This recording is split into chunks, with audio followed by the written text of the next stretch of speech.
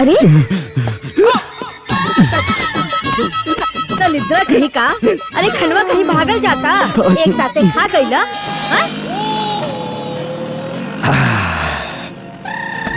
बाबूजी, माई, बाबूजी आ गईले।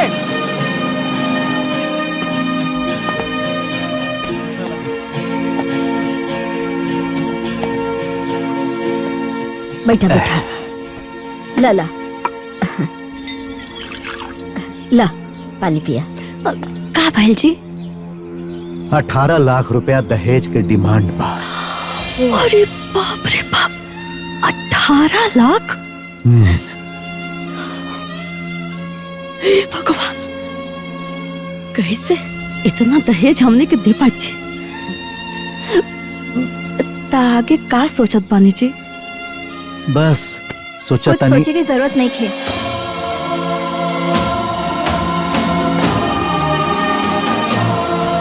ऐसी का देखे तानी रवा लो, हम कहानी ना, कुछ सोचे की जरूरत नहीं थे। सोचे के तो पड़बे करी बेटी। बाबूजी, हम वो घर में बिल्कुल शादी ना करब जहाँ दहेज रूपी दानों पलट होके।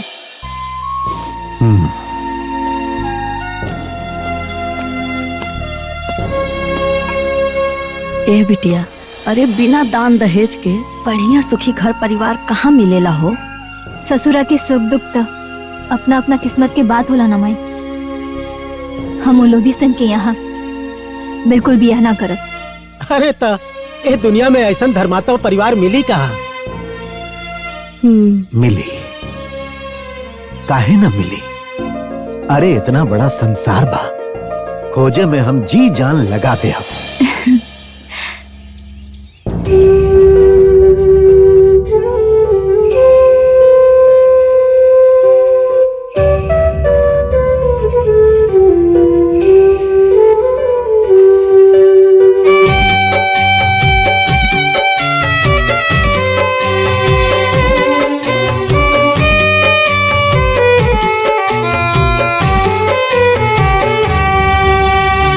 गला के जैसे एगो बाप बऊ रहवा, बेटी जोग पावे नाही कतही दुलावा। कौने घाटे नैया लगई है रे दहेजावा, कौने घाटे नैया लगई है रे दहेजावा। अब और के तना सातई है रे दहेजावा, अब और के तना सातई है रे दहेजावा।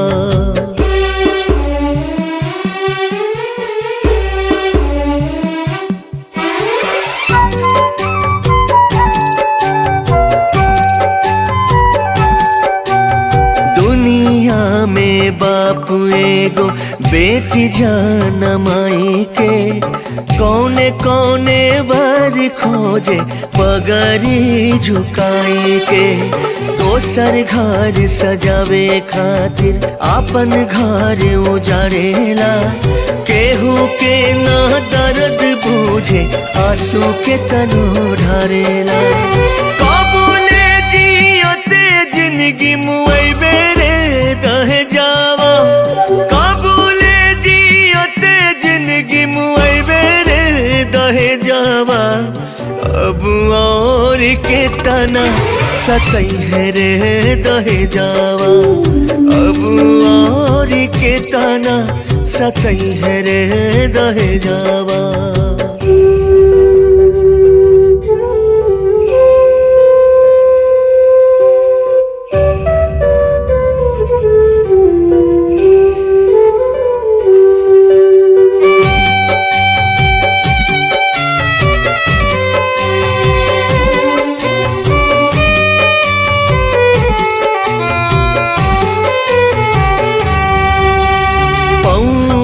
पे में गिर के बिलखे करे हाथ जोड़िया, जोगियन के जैसे झाके कई गो दुआरिया, मुंह फैला के बेटा वाला दूत करेला, मुजरिम के जैसे बेटी वाला के फटकारेला।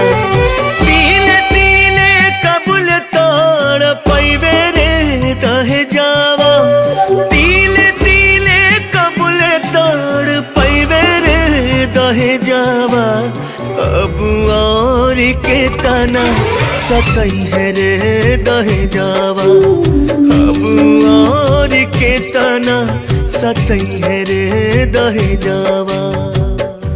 हे महाराज, औकात तो हमार दहेज लेवे के 20 लाख रुपया के ऊपर हो, लेकिन ओकरे बाद भी हमके दहेज ना चाहिए। हम पान और फूल पे ब्याह करब।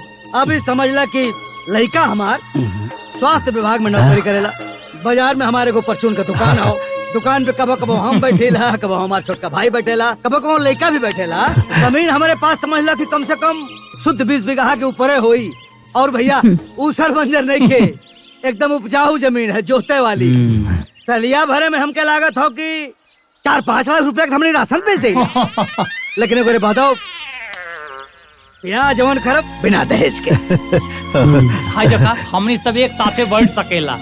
हाँ, केहू के कोनो बंधन नहीं खे, मर्द मेहरारू सब एक साथे विचार विमर्श कर सकेला। और ये बाड़ी हमार ननद ये ऐजा ही रहेली। नमस्ते। प्रणाम। और हमार नंदोई मास्टर बाड़े और हमार दामाद इंजीनियर। बाकी रउआ तो देखते बानी ऐजा कोनो चीज की कमी नहीं खे। बाकी हमनी तो दहेज विरोधी बानी, रउआ तो सुनते बानी।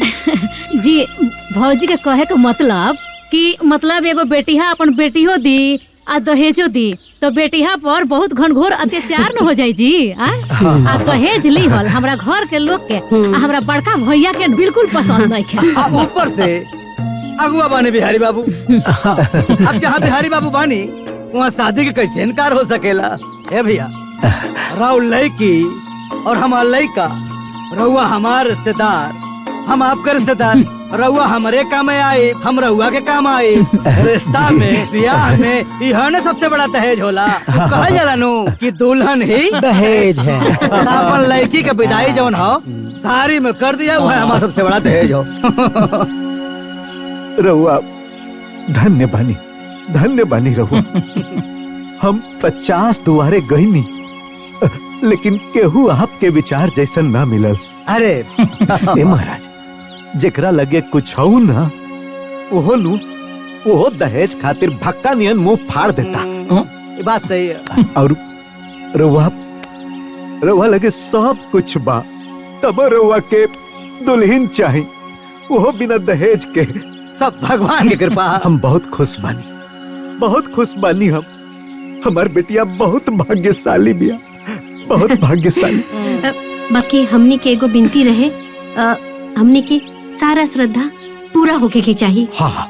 अरे जब दहेज में आप 1 रुपया नहीं खिले तो श्रद्धा तो पूरा होके चाहिए। हैं? अरे ना वो कहावत है नु कि लोग अंगुरी पकड़ते पकड़ते पहुंचा पकड़ने लगेला। अरे ना, हम रउआ सबन के सब श्रद्धा पूरा कर। अरे भाई साहब, रउआ श्रद्धा ना भी पूरा करब ना तो हम करवा ले। बाकी रउआ हमरा बेटा के देख ली, बाजारे में ओकर ऑफिस भी बा। जी। वैसे भी लड़की के बाप के लड़की के बियाहे से पहले ओकरा के अरे ना जी, हम पूरा तरह से संतुष्ट बानी। अरे रउआ सबके जितना तारीफ कइल जाओ कमे बा। अरे भाई साहब, बाकी याद रखे श्रद्धा और सत्कार में कोनो कॉम्प्रोमाइज ना होके के चाहिए। अरे ना जी, ना होके। बाकी दुल्हन बिना दहेज के। हम बोली विवेक यही काम करेले। हाँ विवेक। अरे वहाँ के एजा काम करेलन। अच्छा विवेक। हाँ। जी हाँ। ए विवेक भैया, एक आदमी खोजे आज बने रह के।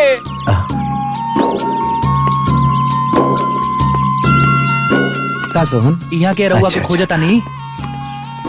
जी बताइए। अब हम रउरा घरे से आवता नहीं, और अपना बेटी से रउआ संगे बियाह तय करे खातिर हाँ हाँ चाचा जी के फोन आयल रहे, वो सब कुछ बतैले है। अच्छा अच्छा, खुश रह खुश रह खुश रहा। अरे ठीक बा ठीक बा। अरे हमरे दीदी के रउआ से शादी होके वाला बा। चली सब है, कुछ नाश्ता पानी कर अरे लीजिए। नाना बुआ उतर और बाबूजी के दबाव रहे कि रउआ से मिल ली तो आ गई नी जा मिले। आप अपन काम धाम देखी, हमनी की इजाजत दे। जी ठीक बा। हाँ, खुश रह खुश रह खुश रह। लड़का ठीक है। हाँ बहुत बढ़िया। हाँ, एक नंबर बा लड़का, बहुत अच्छा बा। बहुत सुंदर और सुशील लड़का बा, हमके पसंद।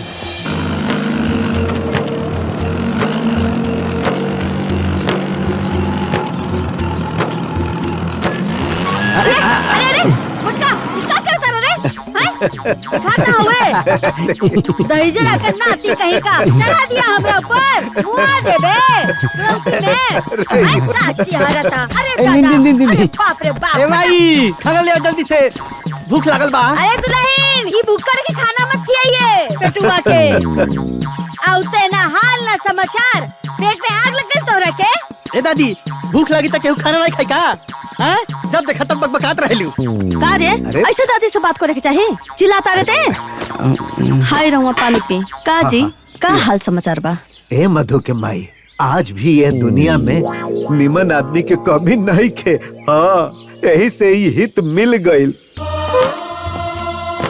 अरे उन लोग के औकात न 20-25 लाख रुपया दहेज लेबे के हो, लेकिन 1 रुपया डिमांड ना कइलन। हाँ, उन लोग के खाली दुल्हन चाहिए। का आज के जमाना में बिना दहेज के बिया? ए बाबू, लइकुआ निमन बानू? ए माई, लइकुओ निमन बा, आ स्वास्थ्य विभाग में नौकरी करेला, आ साथ में बाजार में दुकानों बा, बुझ गइलू। और हाँ, उनकर दामाद इंजीनियर हवन, अजय बनोई हवन ना, वो हवन मास्टर। यही से सब कहेला ना कि बिटिया अपन भाग ऊपर से लिखवा के लेके आवेली। उनका किस्मत केहू ना बदल सकेला। सही कहलो। ए माई, वहाँ तो 4 किस्म की नाश्ता रहल, 2 किस्म के मिठाई, आ 2 किस्म के नमकीन, आ समोसा, तो पूरा भर पेट खा लिया। खाली तोर पेटवे पे ध्यान रहेला। अरे चुप ना रह तू दादी, हो गए। अच्छा जाना ताड़ू, भगवान भी हमरा जैसन मजबूर बाप के न ध्यान कैले होखियन, यही से नु ऐसन हित मिल गइलन। अब हमरा बेटी के आराम से बियाह हो जाए। ए बिटिया, का कहा तारू? बढ़िया बा माई। अरे हाँ, उ लोग के 1 रुपया डिमांड नहीं खे, बाकी उ लोग के सब श्रद्धा पूरा होके के चाहिए, यह डिमांड कैले वालों। हाँ। ए जी, जब वो लोग 1 रुपया के दहेज नइखे मांगत, कुछ और डिमांड नइखे करत, तो उनका श्रद्धा तो पूरा है कि न पड़ी। इतना तो हो ही के चाहिए। बियाह के दिन तय हो गइल बा? अरे माई, अब ही तो दोनों परिवार के बियाह खातिर मन मिलल हा। आप दिन तिथि तय करे खातिर बुलावा आई नू। समझे जी? हाँ। ई बाजार में अपन दुकान है जी। आही दुकान पे अपन अड्डा। क्या हो? हाँ क्या? हाँ क्या हो? हाँ छबीले, केने बड़ा हो? अरे बाजारे में बानी। गजब आदमी हवा, बतावा। बाजारे में घूमता रहा, यहाँ देखा तो हमारा बेटा का ब्याह तय होता। महाराज आवा जल्दी से यहाँ सत्कार होटल में। हाँ आवा जल्दी आवा। तो समझी जी कहत रहनी। हाँ देखा, आप जल्दी से देख बोल हो जाओ। हाँ, बाकी हम अपनी तैयारी में लग जाई, ब्याह शादी में हर हुआ अपनी तैयारी में लग जाई। हाँ कि ना? और रघुनाथ भाई, अरे भैया वाह वाह वाह वाह, बैठा बैठा बैठा। देखा ये मस्त समझी ब्याह का बैठा क्या है? चलो बैठा। समोसा ला रहे, रसगुल्ला भी ला, रसगुल्ला। बैठा बैठा बैठा बैठा बैठा लोग। अरे तू 2 प्लेट रसगुल्ला लेके आवा। छबीला भाई, हाँ भाई, पूछ लो, दहेज 1 पैसा ना लेता नहीं, जबकि हमारा औकात 20 लाख रुपया से लेके ऊपर का हो। जी बिल्कुल। ए भाई उत्तम भाई कहाँ हमारा? बाजारिये में हुए। देखा रोज ही रही है, आज गायब हुए। 1 मिनट, ऐसा मौका में महाराज। का हो उत्तम बाबू? कहाँ बड़ा हो? बाजार में क्या करता रहा? हाँ, ऐसे बा रोज रहा शाम थे। आज गायब हवा देखता रहा इतना खुशी का बात बा। अरे भाई बेटवा का बियाह ते कर रहल बानी, जल्दी से सत्कार होटल में आवा। आवा। वो तो भैया का बहुत लंगोटिया यार हो। बहुत बड़ा आदमी हो, बड़ा पैसा वाला हमें। खा खा लोगन, खा खा खा खा। अरे उत्तम बाबू, अरे भैया कहाँ रह गए? अरे सुन के बहुत खुशी भाई। बैठा बैठा बैठा बैठा बैठा वहीं बैठा। प्रणाम समधी जी, प्रणाम। बैठा बैठा बैठा बैठा बैठा। हाँ महाराज, बैठा बैठा बैठा लोग। ए ले आओ 5 प्लेट रसगुल्ला और समोसा। उत्तम बाबू, ई हमारे जी। समधी जी बियाह तक कर रहल बानी, जाना तानी 20 लाख रुपया से ऊपर के ज्यादा लेवे के दहेज के औकात था हमारा। बाकी एक पैसा नहीं खिले, पूछ लो। लागता इतिहास में नाम लिखा जाए। हाँ भैया खा।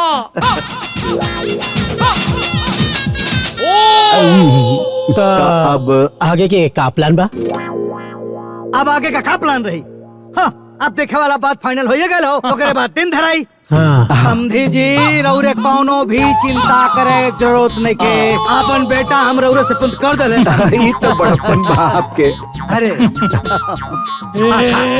समझी जी एक काम करा, गाड़ी टाइम से भेज दिया ताकि हम लोग समय से आ जाए। खाई खाई भैया, मंगवा ला, मंगवा और मंगवा भैया। 2 प्लेट और दा। अच्छा समधी जी, हाँ। रवा सबे खाई। हाँ। हम बिल पटा के आवतानी। बिल? हाँ ठीक। हाँ ओके ओके, हाँ ठीक। जी हाँ चला। उत्तम बाबू जी, बराते चले खाओ। हाँ पूरा अच्छा, मेरे बाबू। के साथ चला। कितना पैसा भइल भैया? 5000 रुपया। अरे इतना सा नाश्ता के 5000 बिल क देनी। चाहे तो बिल देख लें। ए माई, अरे 1 मिनट खातिर ना हमार खून सूख गइल रहे। काहे कि अरे 1000 रुपया हमरा लगे रहे। अरे वो तो बिहारी भैया से पैसा लेके इज्जत बचा लेनी। हाँ बाराती बिठौले रहे वो लोग, खाना खाई वो लोग, मिठाई खाई वो लोग, फिर पैसा काहे हमने के भरत? अरे भाई सब करे के पड़ेला। उ लड़का वाला दहेजो तो नहीं खेलेत। दहेज नहीं खिलेत लोग, बाकी खर्चा करावता। ए बेटी, अरे जाए दे। अरे हमनी के लड़की वाला है सन्नू। आ फिर चाय नाश्ता पान बीड़ी में कितना पैसा लागेला? अरे माई, अरे वहाँ के तरस मलाई इतना बढ़िया रहे कि हम ठूस के खा लेनी। अरे पेटू कहीं का, अरे आधा बिल तो तोरे खैले का भइल होई। ए दादी, अरे हम का जानी कि हमारा बाबूजी के बिल भरे के पड़ी, यही से हम खूब दबा के खा लेनी है। चुप भैसा कहीं के। अरे जाए दा लोग। बाकी एक बात तो खुशी के हाँ कि अब बेटी के देखा देखी हो जाए। सुनी ना, कल टाइम से गाड़ी भेज दी। कहे से तबे ये वो लोग ना। हाँ अच्छा, अब गाड़ी अभी हमने के भेजे के पड़ी? अरे भैया समझावा अपने बिटिया के। अरे भाई जब लड़का वाला दहेज नहीं खिले तो खर्चा अपना ही न करे पड़े। ए बिहारी भाई जाए दा, बेटी है नू, यही खातिर बाप के मुँहे बोल देलस। आ गए बाबूजी, इली 20,000। दा बेटा, आज के जमाना में आदमी से ज्यादा यही के वैल्यू बा। 5000 चुनिया कमाई से ले ली हैं, काहे कि अलमारी में मात्र 15,000 रुपया रहल। बाकी चल कौनो बात ना, वो गुप्ता जी से ले आके उनका के दे दे। ठीक बा? ठीक बा। हे चल चल हाँ। चल चल चलो चल चलो अम्मा। चलो चलो चलो। ए बाबा का रे माई, काहे उतर गेलिस? तक्का बैठ के उसी आई। हाँ। अरे गाड़ी में ऐसी नहीं खे। कैसी निके? का हो भैया, ई तू कैसन घर में बियाह तो पहला हो? आए हम तो पहला ही जानत रहनी कि हमनी का श्रद्धा पूरा ना होई। ऐसे कैसे श्रद्धा पूरा ना होई? हाँ 1 मिनट, श्रद्धा पूरा ना होई। अब फोन लगाओ तानी ना। हाँ लगाओ फोन।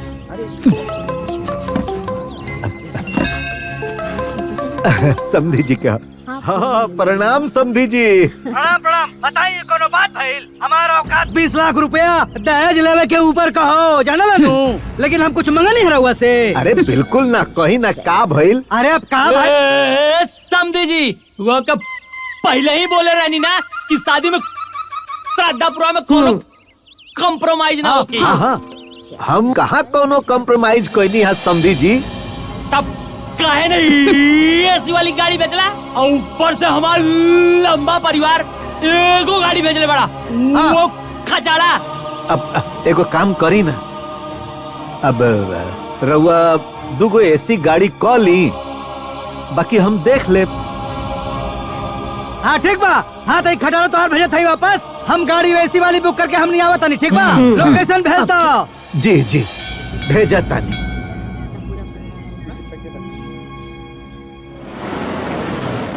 नमस्ते। हाँ चलिए मंदिरिया में। भाई साहब आगे ले। प्रणाम। देखिए आई समधी जी आई। समधी जी कहाँ है सब? यह कौन बात भाई? अब कहाँ भइल समधी जी? हाँ भाई, है हमारा तो से एको पैसा दहेज मंगनी हम। अरे ना ना, हमनी के दहेज ले का औकात बा की ना? अब बा ना महाराज। तो रउआ काहे हमनी के मुंह पर कारिख पता नहीं आ? एगो तो हमारे इकलौता भतीजा, अब बढ़ानी मारी ओकरो बिया में हमनी के एगो सरथा पूरा नहीं के हो। का भौजी ये सब देख कितना नीमन लगा था? कैसे निमन लगे बबनी, हमनी के तो सारा श्रद्धा माटी हो गई। बात मामा, कितना खराब फोटो ही आई। रवा का जानी कहाँ आ गए बानी मुंह दिखाइया करे। सही बात। ए समधी जी, हम सोचनी हा कि शुभ काम होखत बा तब भगवान के दरबारे में हो जाओ। चुप रहे महाराज, रहुआ हमनी श्रद्धा के बारे में सोचते नहीं थे। ए भैया, श्रद्धा पुरावे खातिर नु मन में श्रद्धा भी होके के चाहिए। इनकर मुंह देख लगता कि कोनो श्रद्धा पूरा करी है। अब हमरा मन में श्रद्धा बा। अरे एक गो तो बेटी हा हमार। हम रवा लोगन के सब श्रद्धा पूरा करब जा। महाराज कितना श्रद्धा पूरा होता हमनी के सब लौकता। ए भैया, यहाँ के जवन जवन करे करला तन कॉलोनी, अब हमनी के अपन इज्जत बचावे खातिर हमनी के कुछ करे के पड़ी। रहेगा बड़ी। सुना, जवन भाईल तवन भाईल, फटाफट सामान उठावा। चला राजा, पहले सब सारा प्रोग्राम हुई हो। अब भाई साहब सब सामान उठा ली।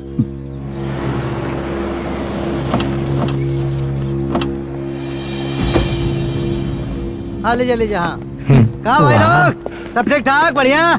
चल रहे भाई, चल। देखी यहाँ गजब व्यवस्था हो, सब अपन लोग आदमी हो। देखा टाइल्स देखा, लाइट देखा, व्यवस्था देखा, मने मन प्रसन्न हो जाला। कहाँ मंदिर में लेके गए रहुआ, इतना कुछ ना होगा। वहाँ चली जी।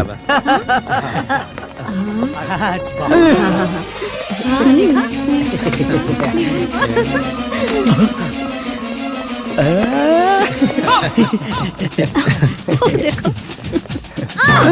दर कहीं का तनी आदमी नियन खो हैं? अरे लोग देखिए तो का कही है हैं? भूख लागल बता खाई ना। चल पूरा कहीं के बैठो बैठो बैठो। ये चलो दुल्हन देख लीजिए। ये चलो चलो। अरे बाप रे, दुल्हन तो बहुत सुंदर बाड़ी। साचो दुल्हन हमरा के पसंद बा। हाँ। अरे जब पसंद भी आ तो आगे का कार्यक्रम शुरू करी। हाँ हाँ भैया चला, निकाला सकुन, निकाला लोग निकाला। हाँ। अरे भैया नेक काम में देरी का है। ए विवेक, लड़की तो हमनी के पसंद बाड़ी, तहार का इरादा बा हो? देखा देखा, अरे पसंद नहीं तो कह दो, अभी कैंसिल कर दे। सब देखो की अरे अरे देवर जी रउआ सही कहत रहनी है, नेक काम में देरी का है। ए दुल्हन आवा चला, उठा उठा उठा।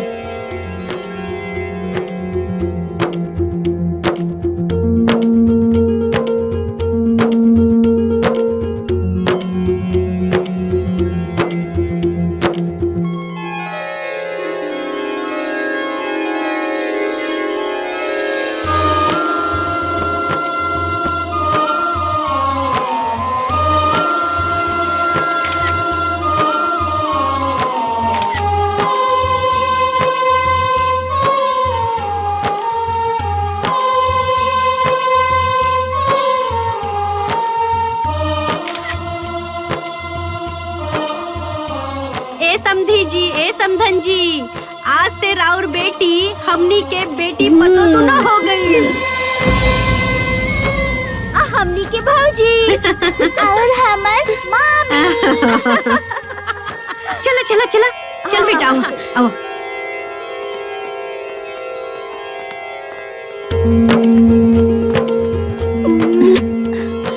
चलो चलो चलो आओ आओ।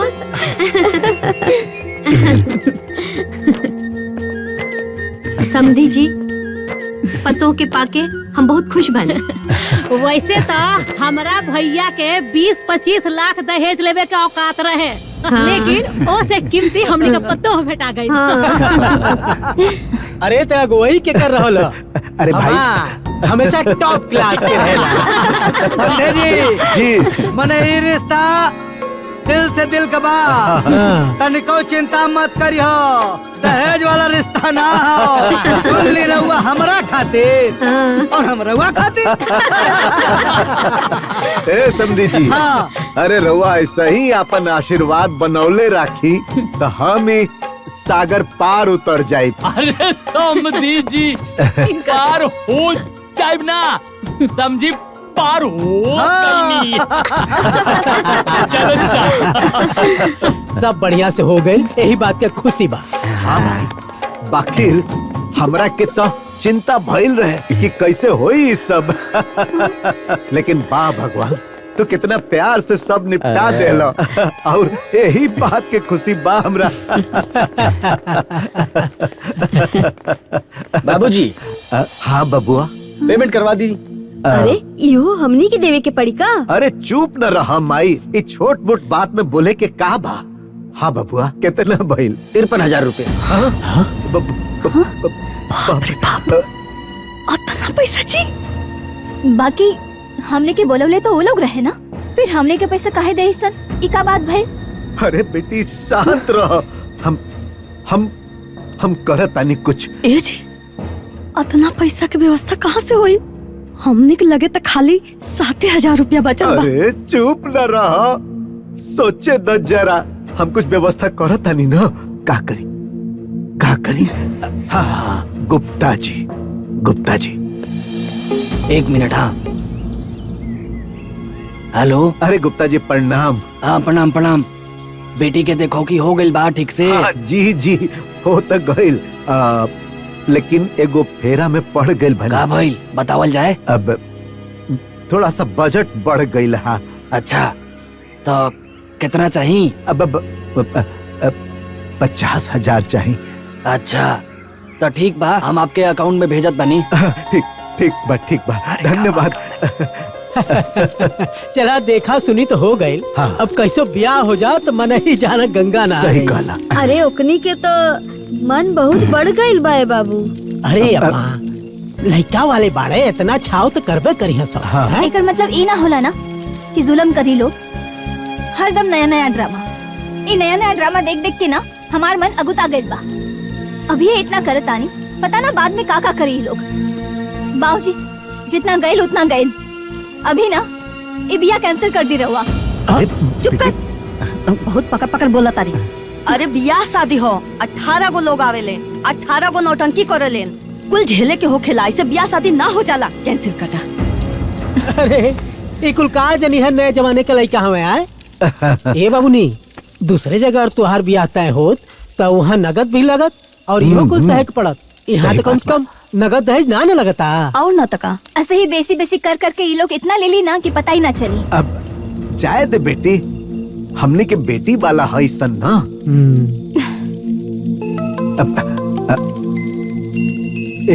समधी जी के फोन है। उठाई। प्रणाम समधी जी। नमस्ते। अच्छा यही कहत रहनी है कि रहुआ तो जनते नु बानी कि हमारा औकात 20 लाख रुपया के ऊपर दहेज लेवे के बाटे, लेकिन देखी मने हम एको पैसा के डिमांड रहुआ से कहनी ना। नाना महाराज, अब यही से तो हम ई बियाह खातिर हिम्मत कैनी हा। हाँ अरे काहे ना। अच्छा सोने नु, हम ही कहत रहनी है कि मतलब छोटी सी डिमांड रहला।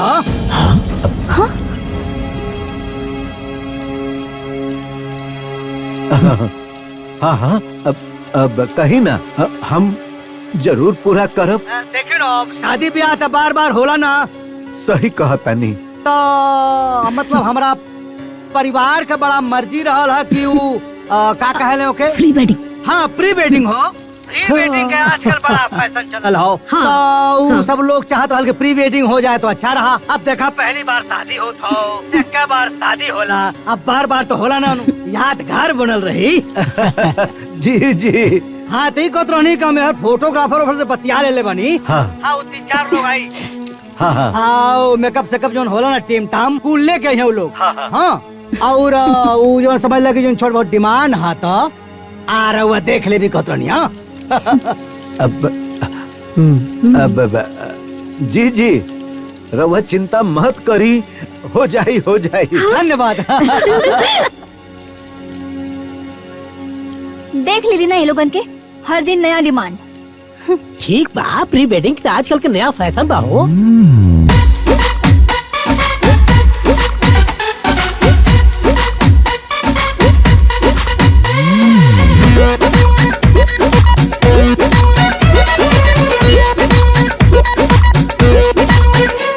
न कोनो शर्म लिहाज बा, न कोनो परहेज, न कोनो शर्म लिहाज बा, न कोनो परहेज। झूठा हूँ ही बात बात के दुल्हन बिना दहेज, झूठा हूँ ही बात बात के दुल्हन बिना दहेज। दुल्हन बिना दहेज भैया, दुल्हन बिना दहेज, दुल्हन बिना दहेज भैया, दुल्हन बिना दहेज।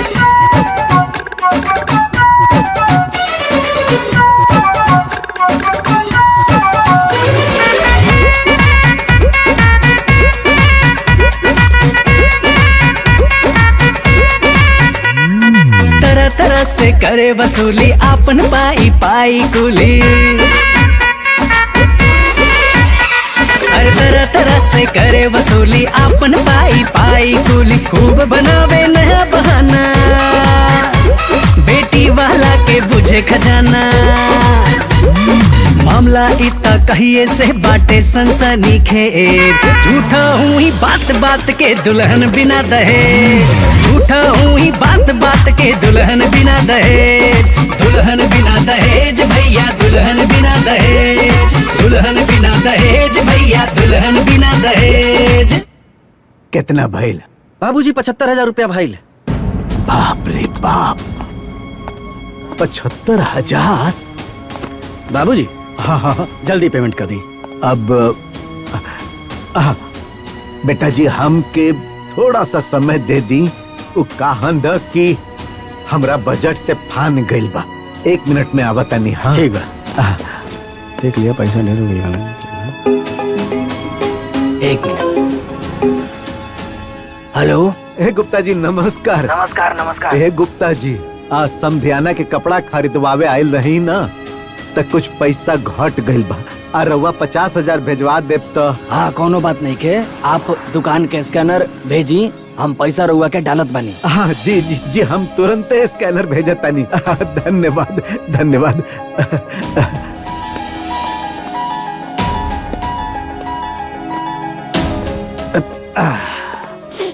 मधु के माई पानी पियावा। हाँ। अरे ई कैसन हितनाथ बाड़न बाबू, हमरे बेटा के तो सब उजाड़े दी है। बाबूजी वो लोग से कह दे अगर ऐसे ड्रामा करे के बा तो हमने के स्वीकार नहीं खे। अरे कौन बेटी वाला ऐसे बोलेला बेटी? हाँ तो का कहल जाए बताई ना। चुप कर, बहुत बोला तारे। अरे शादी ब्याह के घर हो, 10 तरह के खर्चा होखेला। है ले पानी पी। हाँ अब कितना खर्चा बाकी बची? बारात बुलावे खातिर 8 गो गाड़ी भेजे के पड़ी। हाँ? समियाना ह, बैंड बाजा ह, ऑर्केस्ट्रा भी तो बुक करे के पड़ी ना। अरे इस सब का कितना खर्चा बढ़ जाई सन, हमरा तो कुछ समझे में नहीं खे आवत।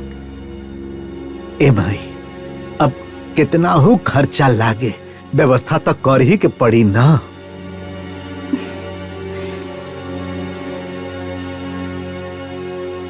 ठीक है बा, काल ही चलल जाओ गुप्ता जी के यहाँ। अब तो गुप्ता जी ही पार लगई हन। अभी ले 3 लाख हो गइल बा और कितना पैसा चाहिए? अब गुप्ता जी 5 लाख रुपया चाहिए। दहेज तो देवे के ना रहल, तो इतना पैसा कहाँ खर्च कर रहल बड़ा?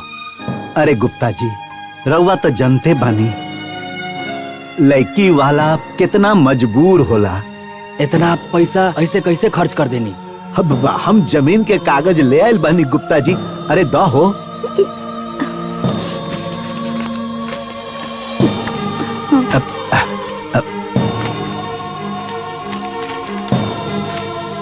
ये देखिए गुप्ता जी। अब हम का कही, पैसा घरे ले जाइबा कि पहुंचवा दही? ए गुप्ता जी लेके जाए उ का न कि हाथ में होके के चाहिए। ए लड्डू के माई, कबाड़ में 5 लाख रुपया रखल बा, ले आवल जाओ। और कौनो जरूरत होके तो बताई जी।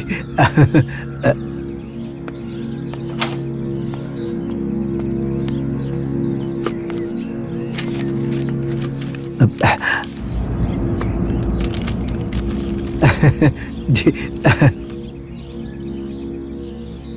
लड़का वाला मारे बाजी, जकरा बेटी ऊ अपराधी। हाँ, लड़का वाला मारे बाजी, जकरा बेटी ऊ अपराधी। कितनो बदले समय इचोला, ई अभिशाप खत्म ना होला। कूलर पंखा टीवी एसी सोफा कुर्सी में झूठो हुई बात बात के दुल्हन बिना दहेज। झूठो हुई बात बात के दुल्हन बिना दहेज। दुल्हन बिना दहेज भैया, दुल्हन बिना दहेज। दुल्हन बिना दहेज भैया, दुल्हन बिना दहेज।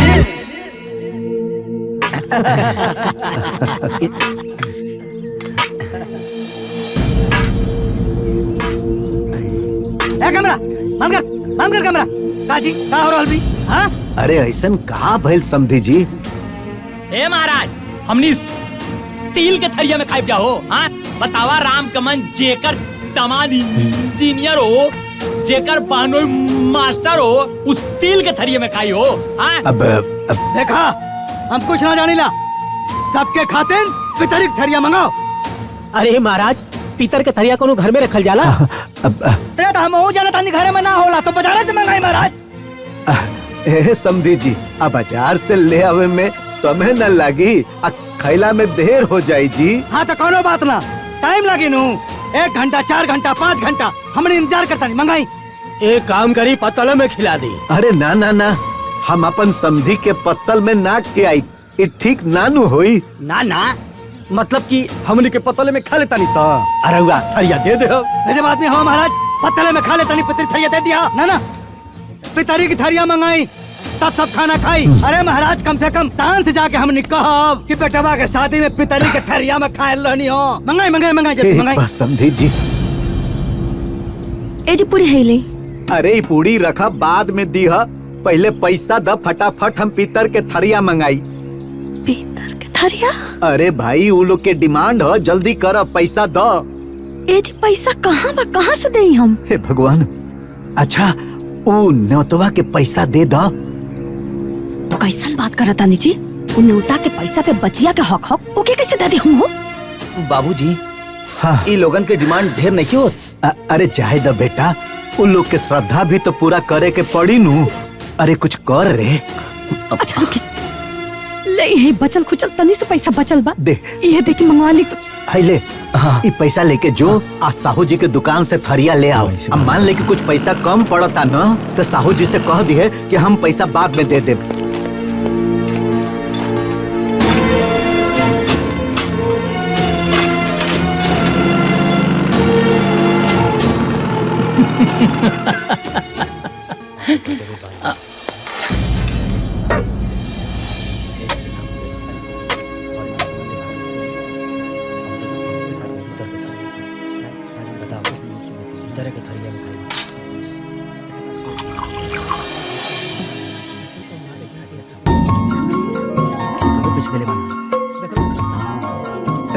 ए समधी जी खाना कैसन बनल बा?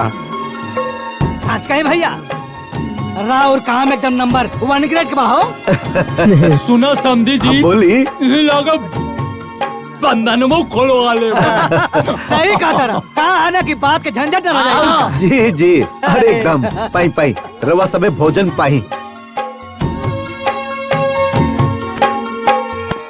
सब बढ़िया से हो गइल नु। हाँ, अब क्या बात करते देखी हमार बड़ी इच्छा रहे कि बंधन खुलाई में हम अपना समधी के सिगड़ी ही दी। अरे हित हमार हवे नु, बहुत दिलदार हवे समधी जी हमार। बाकी समधी जी एगो बात ही कह रहल हो, माने मारो हम ना हिलाई, मारो हिलाई हमरे बाहों। का समझी जी कि हमार माई के बचन दिहल रहे विवेक के शादी में पाहुन बन। हाँ तो कोनो बात नहीं खे। अरे फूफा भी पापा के बराबर होला। हाँ तो कोनो बात नहीं खे। चली हिलाई। अरे तो ऐसे कैसे बंधन खोल दी? जैसन चैन भैया के गला में पड़ल बा वैसन चैन हमरो गले में पड़े के चाहिए ना। पड़े के चाहिए, बद हो वो तो चाहिए। अरे बाकी तो चैन तो दिया गेल ना। अरे तो वहाँ के गला में मिलल है ना, हम ऐसे कैसे खलिए मारो हिला दी? मंगवाई एक और मंगवा दी। समधी जी अब हमारी हिम्मत नहीं खे। हिम्मत नहीं खे? ये क्या बात करता नहीं? रहुआ का मालूम मानू कि हमारा औकात 20 लाख रुपया दहेज लेवे के ऊपर का। 1 रुपया दहेज मंगनी हम भैया ना मंगनी नु। एक सीकर देवे के तोहार हिम्मत नहीं के। ये कौन तोहार हिम्मत हो? अगुआ हवा तू ना तो के ना देखा था। अरे महाराज हमारे श्रद्धा के चिंता ना रहल तोहरा तो कम से कम हमारे मरल माई के श्रद्धा के चिंता करता। ओकर अंतिम इच्छा रहे कि मारो हमरे पाहुन हिलई है। मंगाओ मंगाओ सिगरेट तब जाके होई। ये कौन बात भइल? का हुआ अगुआ? यहाँ पे जिद कराओ के लला का तू? ना भैया जब सिकड़ी आई तब मारो हिली। अगुआ बोला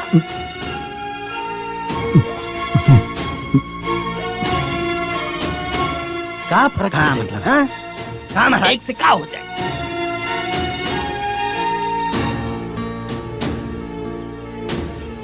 ए मधु के भाई अब कोनो रास्ता नहीं खे।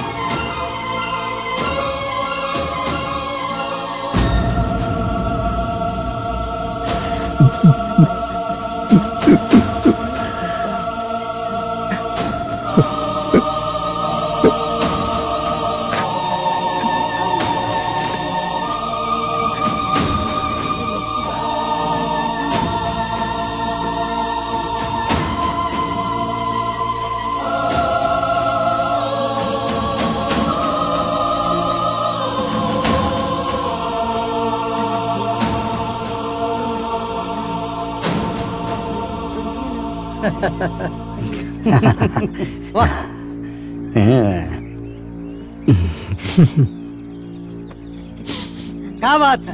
हम कहा कहत रहनी हाँ? हमरे समधी जी के जवन दिमाग के बत्ती है नु उ जलेला बस खाली थोड़ी देर से जलेला।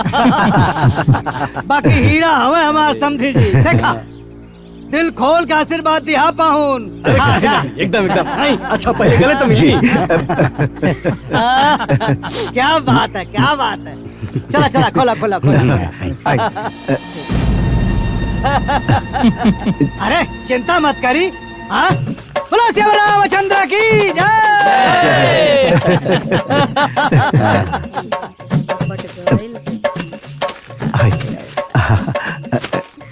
अरे बोली ले है देती है अगुआ को देती ना ना अगुआ के। हाँ हाँ अरे ला ले ला। अरे कोनो बात ना लावा हम रख देते हैं। अच्छा मैं कहा था अगुआ जी यही लागे साटा बाटा के भी हिसाब होता। हाँ हो जाए तो मतलब बार बार लफड़ा ना रही। हाँ, है पाहुन? हाँ भैया, समझी से मिलके सब करवा ला। हाँ भैया चलिए रहो चलिए आई। इत्तहार है बेटा, तहार डेकोरेशन 20,000 रुपया हाँ, बाचल हाँ। रहे नु। हाँ डेकोरेशन वाला है हाँ, तई पूरा बा। ठीक बा। जा अब ए फोन आए। गुप्ता जी के फोन हो। अब हाँ हाँ गुप्ता जी।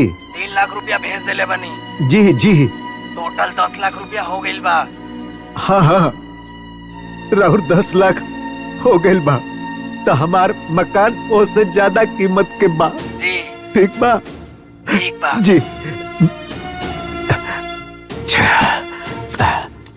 सबके पैसा दिया गइल आ हमरा लगे अब 1 रुपया भी ना बचा। चला कम से कम पार तो उतर गया। हाँ हम बाहर देखा थे विदाई विदाई के का होता। ठीक बा हाँ ठीक बा।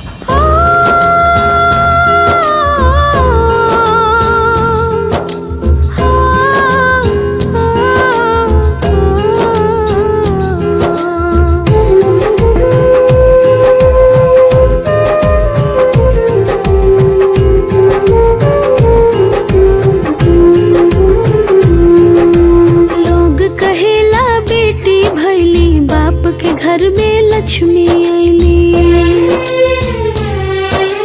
लोग कहेला बेटी भैली बाप के घर में लक्ष्मी आईली। बाप के घर भर गइल हो, बाप के घर भर गइल हो, बाकी है बात सच बाकी आज एगो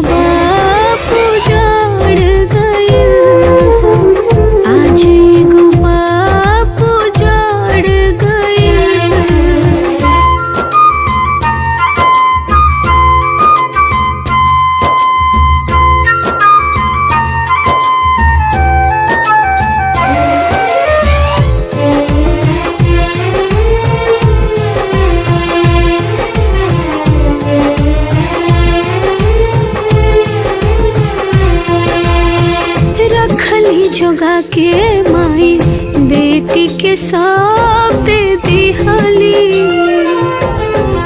बेटी के खुशी खातिर दुख तकलीफ सब लिहली।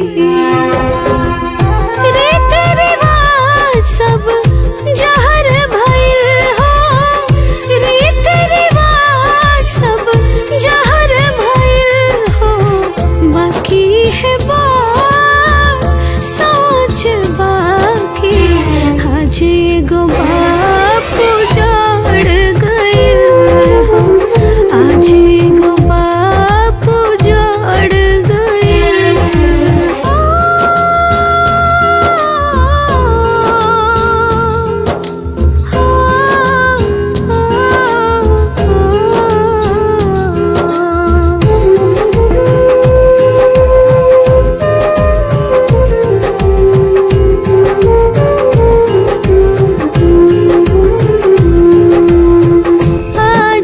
दुनिया ऐसन दहेज के लोभी भइल, बेटी के कारण आज बाप के सब कुछ गइल। लोगवा के आत्मा मर गइल हो, लोगवा के आत्मा मर गइल हो, बाकी है सोच बाकी आज एगो बाप उजाड़ गइल हो, आज एगो बाप उजाड़ गइल।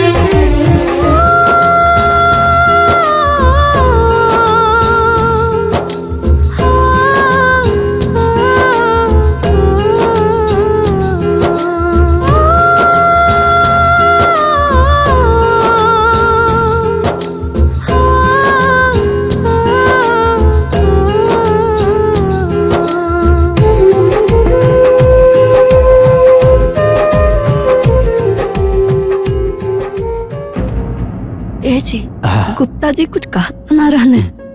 ओका कहिया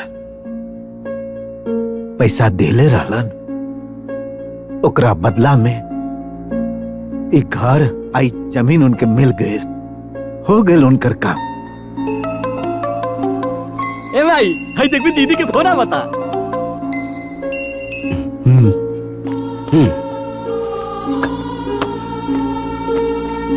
हेलो प्रणाम माई। खुश रहा बिटिया, का हाल चल बा? बहुत बढ़िया बानी। तू कैसन बाड़ू और दादी कैसन बाड़ी? हम ठीक बाटी बिटिया। एही बानी। प्रणाम दादी। खुश रहा बिटिया। कैसन बाड़ू दादी? भगवान के कृपा बा। बाबूजी कहाँ बाड़े? ए बिटिया, बाबूजी गए रहने गुप्ता जी के यहाँ, बस अभी तुरंत उते बाड़े।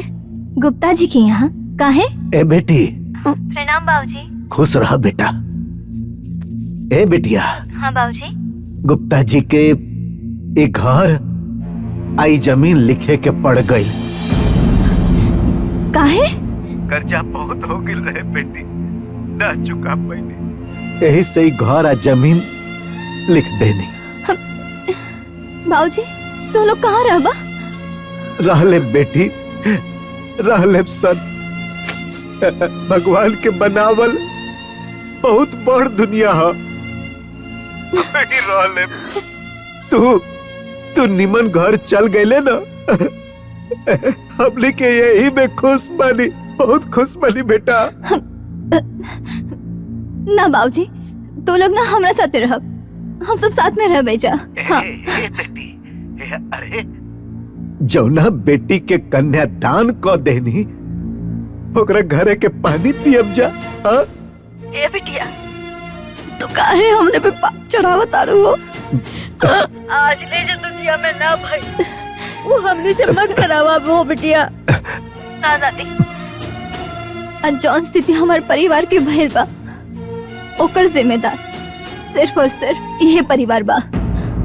अरे हम तो सोचनी कि ये लोग दहेज नहीं खिलेत लोग, और हमारे गरीब माँ बाप के गुजारा हो जाए, बाकी ये लोग तोरा लोगन के तिल तिल तड़पाउले बा लोग।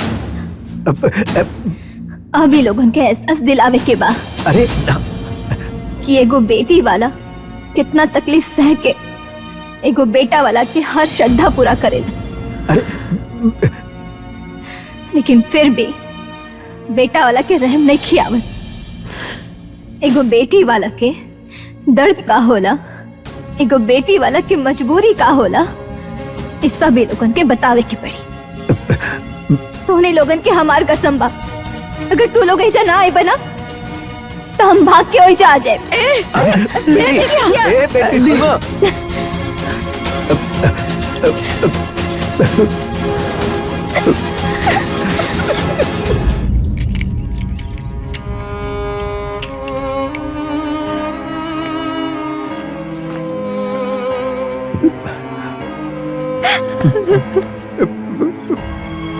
अब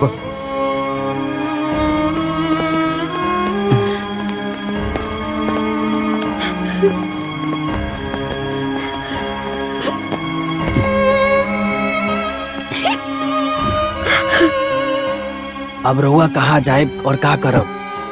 गुप्ता जी, अब तो हम ऊ करब जो आज तक कोनो लड़की के बाप न कैलस।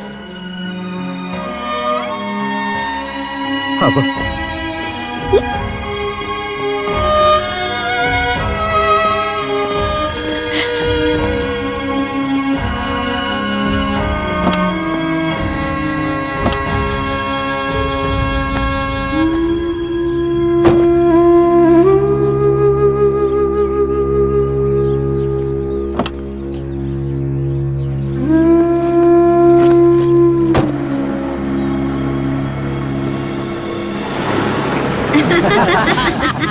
भैया वैसे कर अच्छा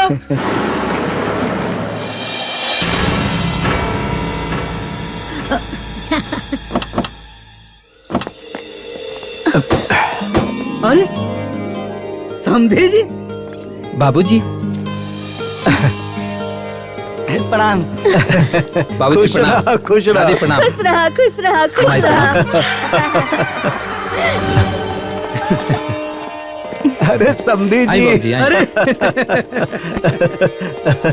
ये बताएं, अचानक रहुआ लोग बिना बतौले आ गए लोग, हमारे कोनो खास बात हम समझ नहीं ना बात। ना समधी जी, रउआ कहे नी ना कि चिंता मत करो, आ हम रउआ खातिर बनी आ रउआ हमरा खातिर, तो उहे वादा निभावे के समय आ गइल बा। हम समझनी ना। हम समझावता नहीं से समझे जी।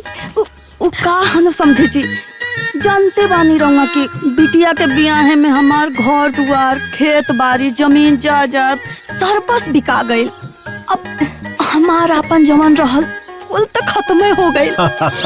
बस अब हाई है घर आपस रहूंगे सब ना अपन बचल बानी। यही से हमने सब राउर चरण में आ गई नी। ए विवेक जी ए बेटा ले जा। तरी नहा दो। ठीक बा, आई बाबू, पानी में आई। पिया जा। अच्छा जाता नहीं जी। ए भाई चला। चल चल चल चल चल। हाय माय हाय बाबू लाओ गाड़ी के भाड़ा दे दा। आई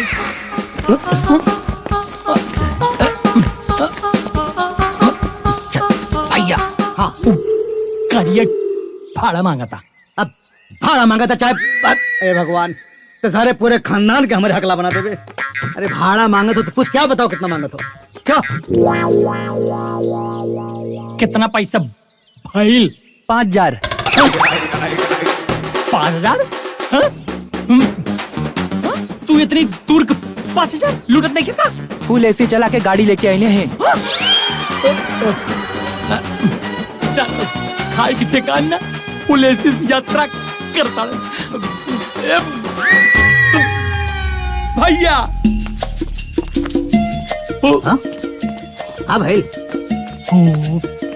5000 मांगत बा तो हम का करी 5000 भेला तो दे के पड़ी तो हम काहे दी हम समझी तोहार आइल बाड़न। हाँ समझी आल हम तो पैसा बोला हो पापा जी। हाँ बाबूजी कहनी है कि उनका भी कुछ बाचल नहीं और गाड़ी के भाड़ा खातिर द्वार पर हल्ला गुल्ला हुई तो इज्जते न जाई। अरे इज्जत जाई 5000 भेलो 5000 तो की ज्यादा ना लगा तो बाबूजी हाँ हाँ बाबू 5000 तो लगबे करेला।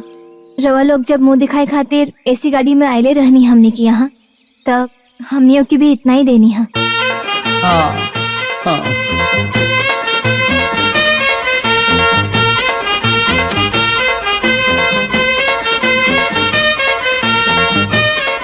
ला जाके दा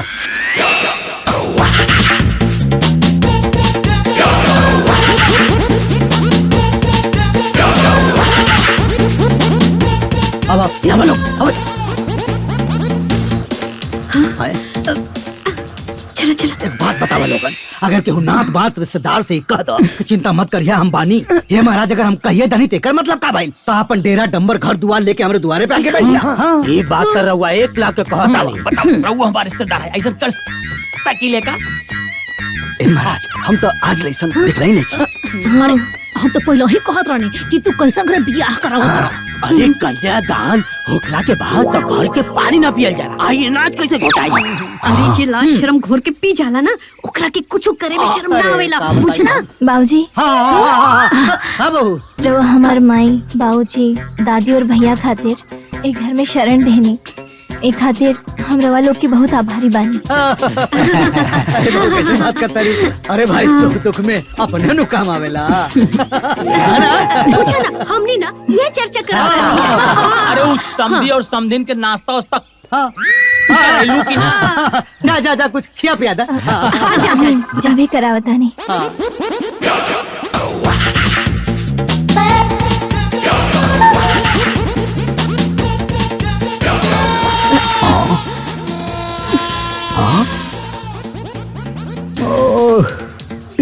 हे विधाता ये बाप रे बाप।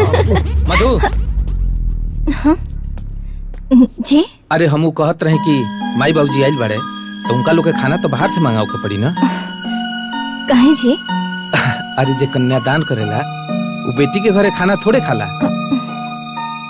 हमरा हिसाब से जब बेटा के माँ बाप बेटा के ससुराल में खा पी सकीले तो फिर बेटी के माँ बाप बेटी के ससुराल में काहे ना खा पी सकीले।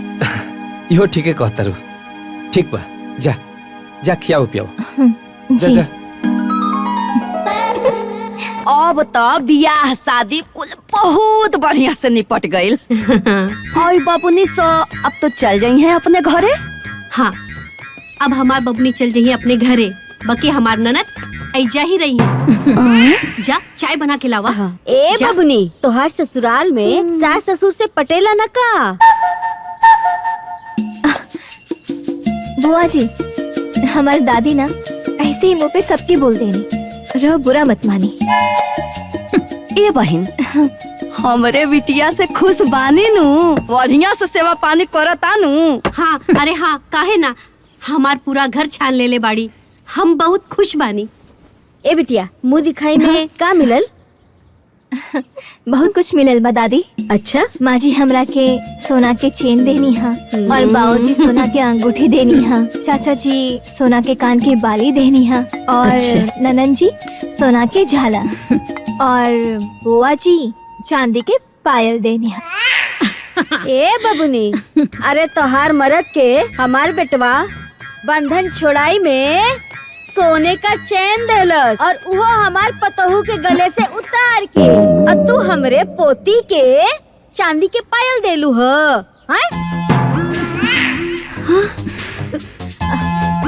जाए देना दादी जी, सोना चाहे चांदी, बुआ जी के जितना बल रहे उतना देनी हा। यही से कहल जाला कि औकात से ज्यादा ढेर भचर भचर ना कइल जाला। कहो समधन जी, ठीक कहता नीनू।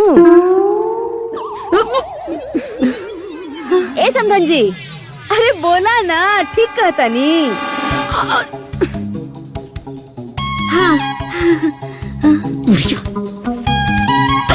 अरे माई रुकी ना, माई रुका, रउआ लोग चाय नाश्ता करी।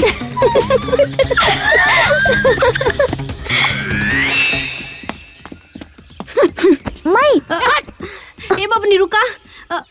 बाबूनी, अरे बताओ, हित नाल के कौन रहन हो? हाय, कि सबके सामने बेइज्जती करे? जकरा जितना जुर्म मिलल उतना देले बा। बबनी, हमरा के भी खराब लागल है।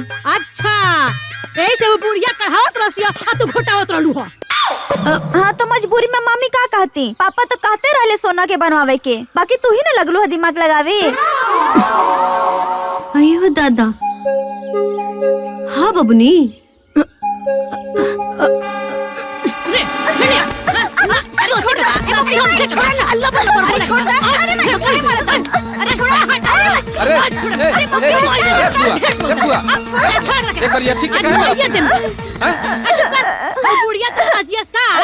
पूरा आंगन में सबके सामने हमार बेइज्जती करतिया। अरे तो तू कौन कौन बाड़ू? मालूम में फटर फटर बोल के वो लोग के बेइज्जती करत रहू तो ऊ ठीक रहे? लगला ससुरारी का तारीफदारी करे। ए बेटा, जायदा, शांत रहा ना, शांत हो जा। चल चल रे चल, चल सा। हमार दिमाग चल झुका लड़ाई में केसरिए कइले भी है। बाप रे बाप, ये कहाँ से अखोर बखोर आके आंगना में बस गली से होता था। जी नहीं नहीं चली खाना बन गई है, खाना खाई लोग। चला ए समधी, चला खा लोगन। चला लोग, चला।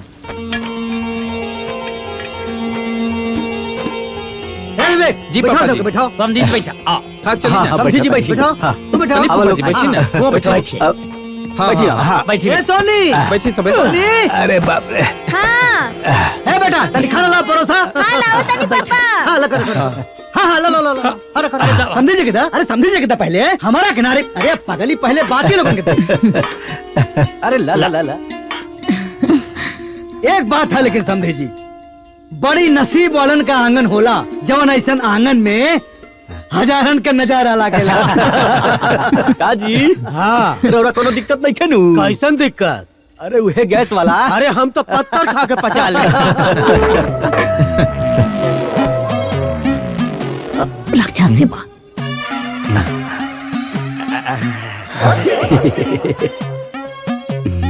ए बाबुआ, इतने बड़े थरिया में खाला का? जी चाचा जी, ये थाली में खाए लन। अरे तो कोनो बात ना। खाए दा, चाहे जो थारिया में खा, चाहे ते पेटुए में नू। चला शुरू कर। अरे महाराज, अब पहले रवा शुरू करी ना।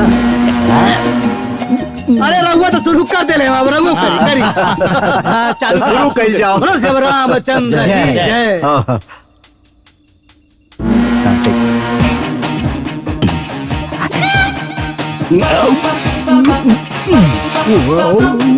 अरे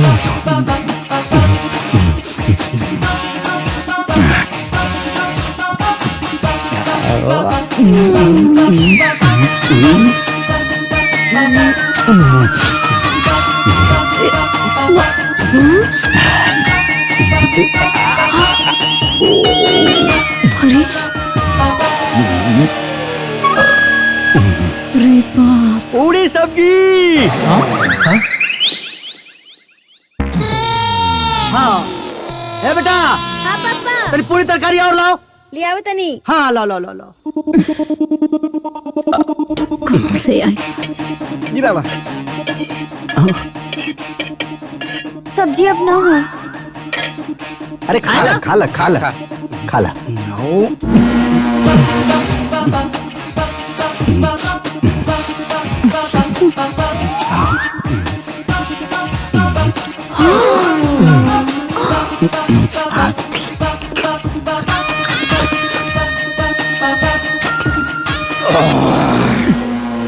पूरी सब्जी और चाहिए। हाँ?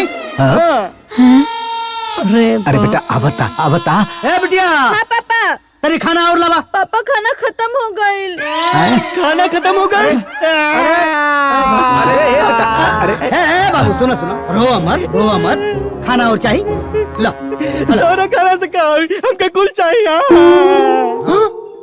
हाँ ला हमरा खाई ला। उतने से हमार क्या हुई? हमके सबका चाहिए। लो भैया, ला ला ला ला बाबू, खा ला। सब लोग दे दो भैया। ला ला ला खा ला, हमरो खा ला। हमरो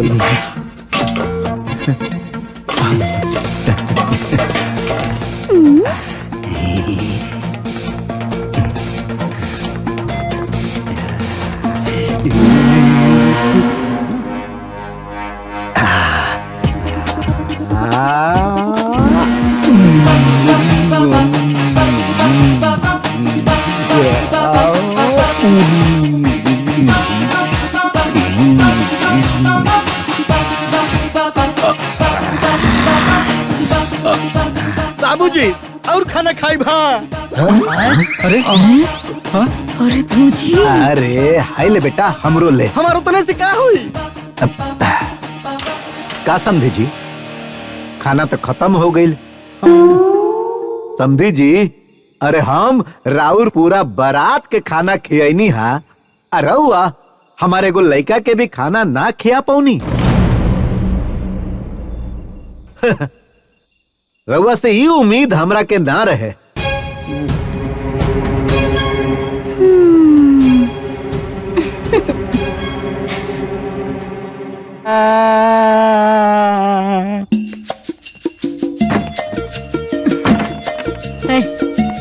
हाय धरा लोगे इहे खा के पानी पी लो लोगिन, कम से कम कुछ तो राहत मिली। दो हमरे को।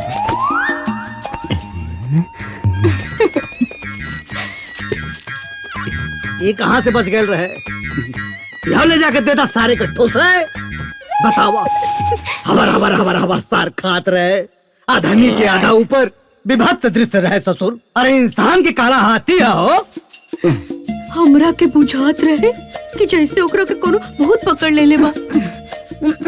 अरे ए भौजी कोनो भूत नहीं थे, अरे ओकर पूरा खंडोलवा राक्षस बा। और तो सरवा हमनी के उपवास में डाल देलस। उपवास? अरे उपवास छोड़ा, आज पहला दिन है, आगे का हो ओकरे बारे में सोचा।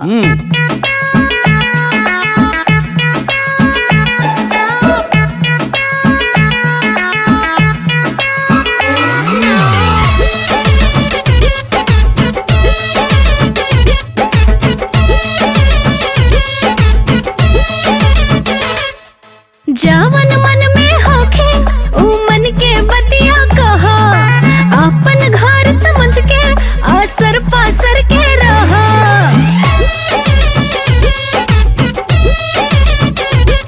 अरे जावन मन में होखे ऊ मन के बतिया कहा, अपन घर समझ के असर पासर के रहा। हित होई हित के उधार करीना, हित होई हित के उधार करीना। ए समाधि जी हमर बेड़ा पार करीना, ए समाधिन जी हमर बेड़ा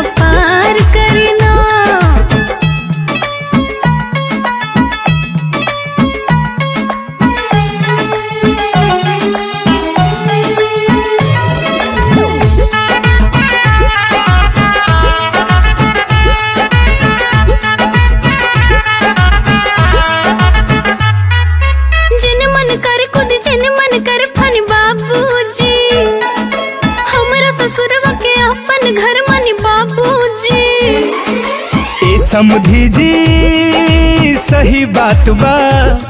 अरे हाँ समधी जी बिल्कुल सही बात बा। खाइल जाओ पियल जाओ ऐस मौज कइल जाओ हमनी के, ऐस मौज करके जी मत वाला भइल जाओ हमनी के। भर पेट देके उपकार करीना, भर पेट देके उपकार करीना। ए समधी जी हमार बेड़ा पार करीना। ए समधिन जी हमर बेड़ा पार करीना।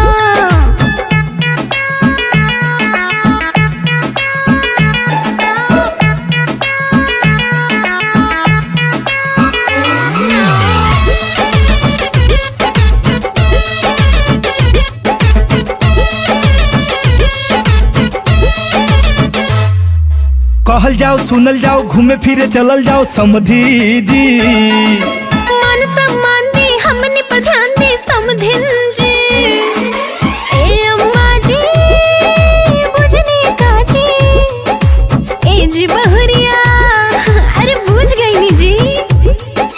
हितई में हितनी रहले में लोग के बड़ाई है, इज्जत प्रतिष्ठा है दुनिया में असली कमाई है, बुझाई। जवन होता ओकरा पर विचार करीना, जवन होता ओकरा पर विचार करीना।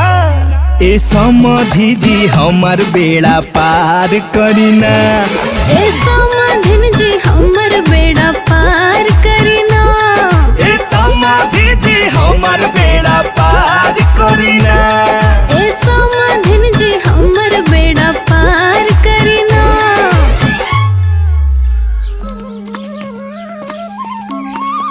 बाबूजी हाई खेतवा जोन जोतल है ये अपन है का? ना ना बाबू।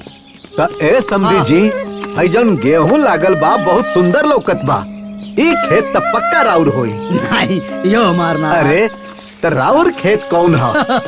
ये हम बताओ आओ ये बॉर्डर से लेके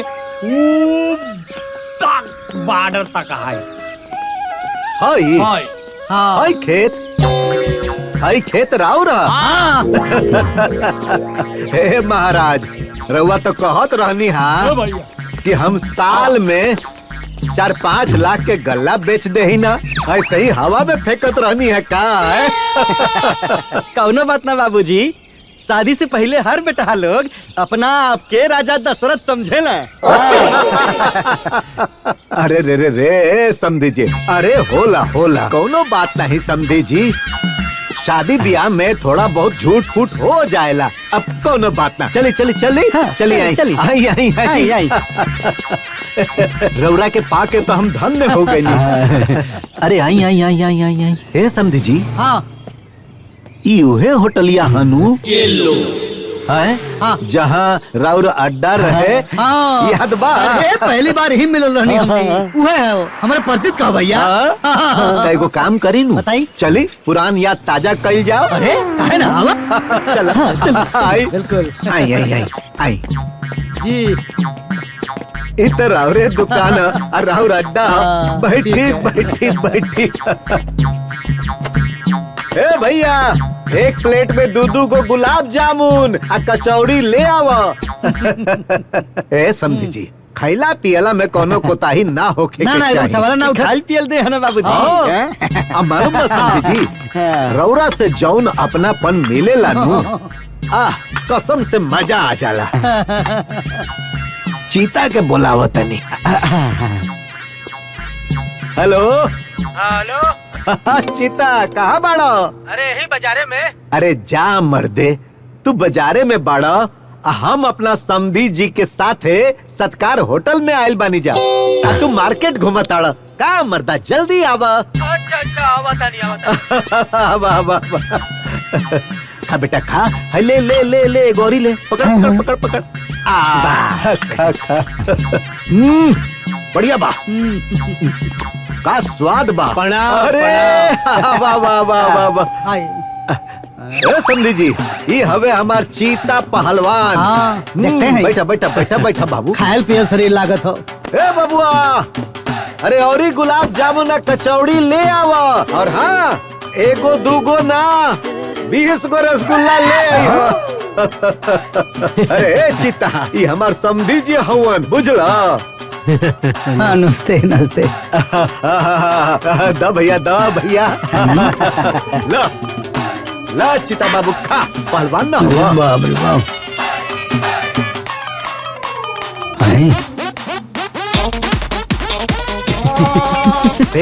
तुहार फेकन चाचा हुए बजरवा में। बुलाओ।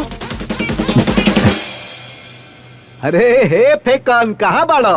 बाजारे में। जा मर्दवा बाजारे घूमत हुआ। हम यहाँ सत्कार होटल में अपना समधी जी के साथे बैठल बानी। अच्छा। हाँ तो एगो काम करो। हाँ बोली ना। जल्दी चल अब समधी जी से मुलाकात हो जाई। अच्छा ठीक बाबत है।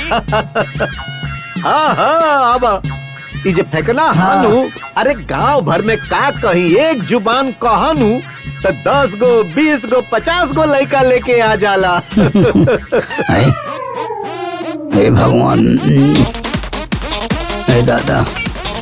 ए समधी जी 4 गो पहलवान के चाप के ऐसे ही ढहा देलाई।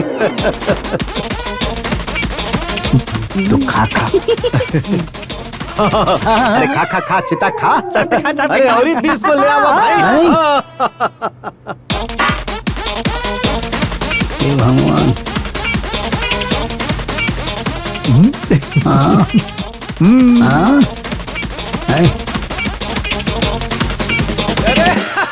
नमस्कार। अरे नमस्कार नमस्ते। समधी जी ये हमारे गांव के लड़का लोग हवन साहब। बैठा लोग। बैठी। जी।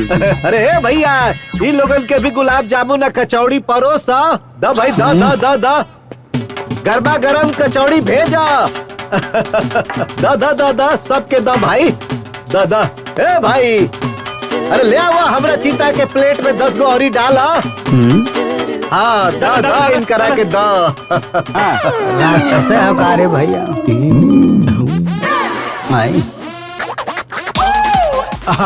अब ए समझी जी आप तनी बिल दे के आइल जाओ। हाँ भैया पेला। अरे खा जी भर के खा समधी जी हवन हमार।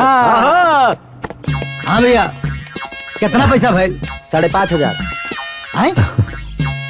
नाश्ता के 5,500। अरे वो काहे चौंका तनी आपके समधियो जी के तो 5,000 भई रहे। सही कहत आड़न समधी जी। एक काम करी नू पैसा रवा पटाई हम 2 मिनट में आवत हनु।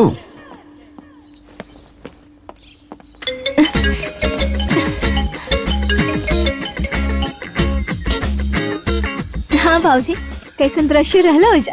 अरे बिटिया नानी याद दिवा देनी हो। बहुत बढ़िया। अरे बिटिया का कहीं पैसा गिनत रहला नानू तो मन एकदम चोखा हो गइल रहे।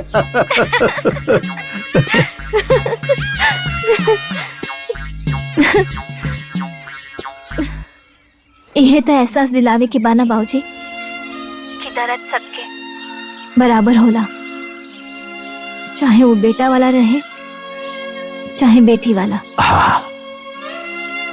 हाँ बेटा सही कहा ताड़ू। ठीक बा बिटिया रखो तनी।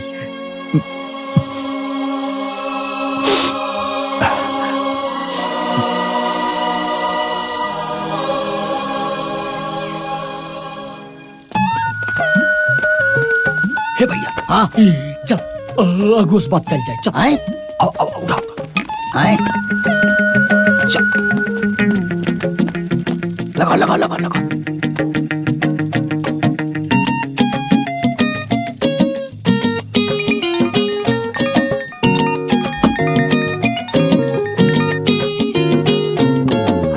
हेलो तू हमरा के मिल जाइबे ना 6 गोली और मारा मार के छेद कर दे भाई। अरे भाई का भइल बा इतना तमतमाइल काहे बाड़ा? अरे मर्दवा एगो बात बताओ वो सारा हमार ही था। हम का ना कहने करे खातिर घर में रखनी इज्जत देनी ऊपर से हमारे अंदर से लेके बाहर तक बेइज्जती करा बता। अरे तहमन हमके काहे फोन कैला हा? ए ई खातिर हम तोरा के हेरा ताई गोली मारे। अरे रह दे, अरे हम बतियावत नहीं, बतियावे दे भाई। हाँ तू एगो बात बतावा, और हम लोगन के घर में रखनी इज्जत कहनी, ओकरे हाथे नियन बेटवा का पेट देखा तावा कैसन बा, खाना खाना खिया के पागल हो गए। और यहाँ हमारा तरफ हाँ हमार घूम घूम के तनी बजती करा बता। बताओ। देखा हम ब्याह करवाए वाले रही ना, इतना तोहर ना है, समझला? ये तो कोनो बात ना भाई भैया। आई बतावा, आखिर तू ही बतावा। तू मेरा हाथ जोड़ रहे हैं, आई बेरा हमार घूम घूम के बजती करा बता रहे। ये कोनो बात भाई? मर्दवा हैं? हम तुम्हारे बेटा का ब्याह तय करौनी, तोहर कुल श्रद्धा पूरा करौनी, और तू एगो सूट का एगो पैंट शर्ट का कपड़ा तक ना देला और बात करता ला हमसे। रखा फोन। करता सर। ए भैया, हाँ इस समधी के ना मार के भगावे के पड़ी ना है। अन्य के घर से बाहर निकाले खातिर कोनो प्लान करे के पड़ी। हम खाली रौरे बारे में सोचत रहिला। आओ बहू, याले बेटी के धन खइबा, लाज नइखे लागत बा का? अरे समझी हमार घरे हमरे रहत हवे, खात हमार हवे, तो हारे रे करेजा काहे फटता? अरे ऐसा बेशरम कौन बेटी के बाप होला? ए मुआदेव सारे अगर बेसी बोल बता। हाँ ये सब चल, हाँ, ये सारे चल, चल, चल। लोचा हैं, चल।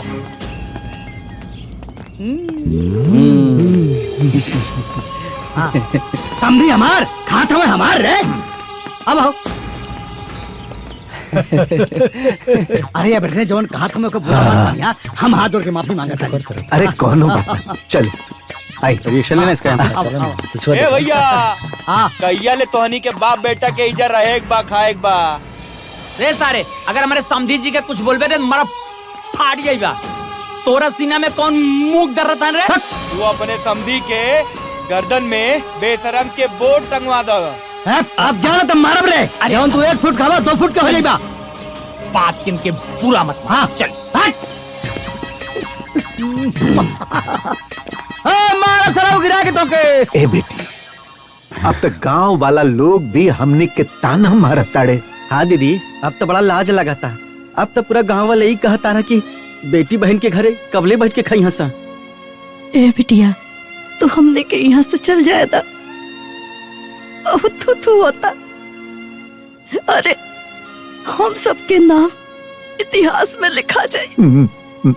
इतिहास में नाम तो जरूर लिखाई माँ, और लोग वो नाम के फक्र से यादो करी। अगर रवा लोग ये लड़ाई से पीछे हट जाए तो हमने के अपना मकसद में कामयाब ना हो पाए। हम देख ले बानी रवा लोग के वो पल पल की तड़प और वो दर्द हमरा दिल से नहीं खींचात।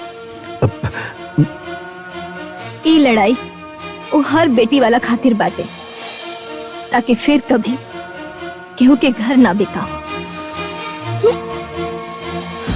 रवा लोग हमारे साथ दे। ए बबुनी, केहू कुछ भी कहे, यहाँ से कोई ना हिली। तू चिंता मत कर, तोर जोन मन करे वैसे ही एकनी के तबला बजा।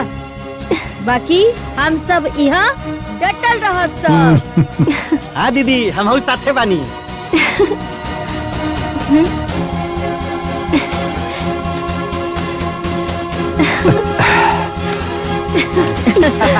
एगो बात बतावा बहू, बियाह में तहर बाबूजी खूब सेवा सत्कार कैले। आई बात के पूरा गांव जवार में चर्चा बा।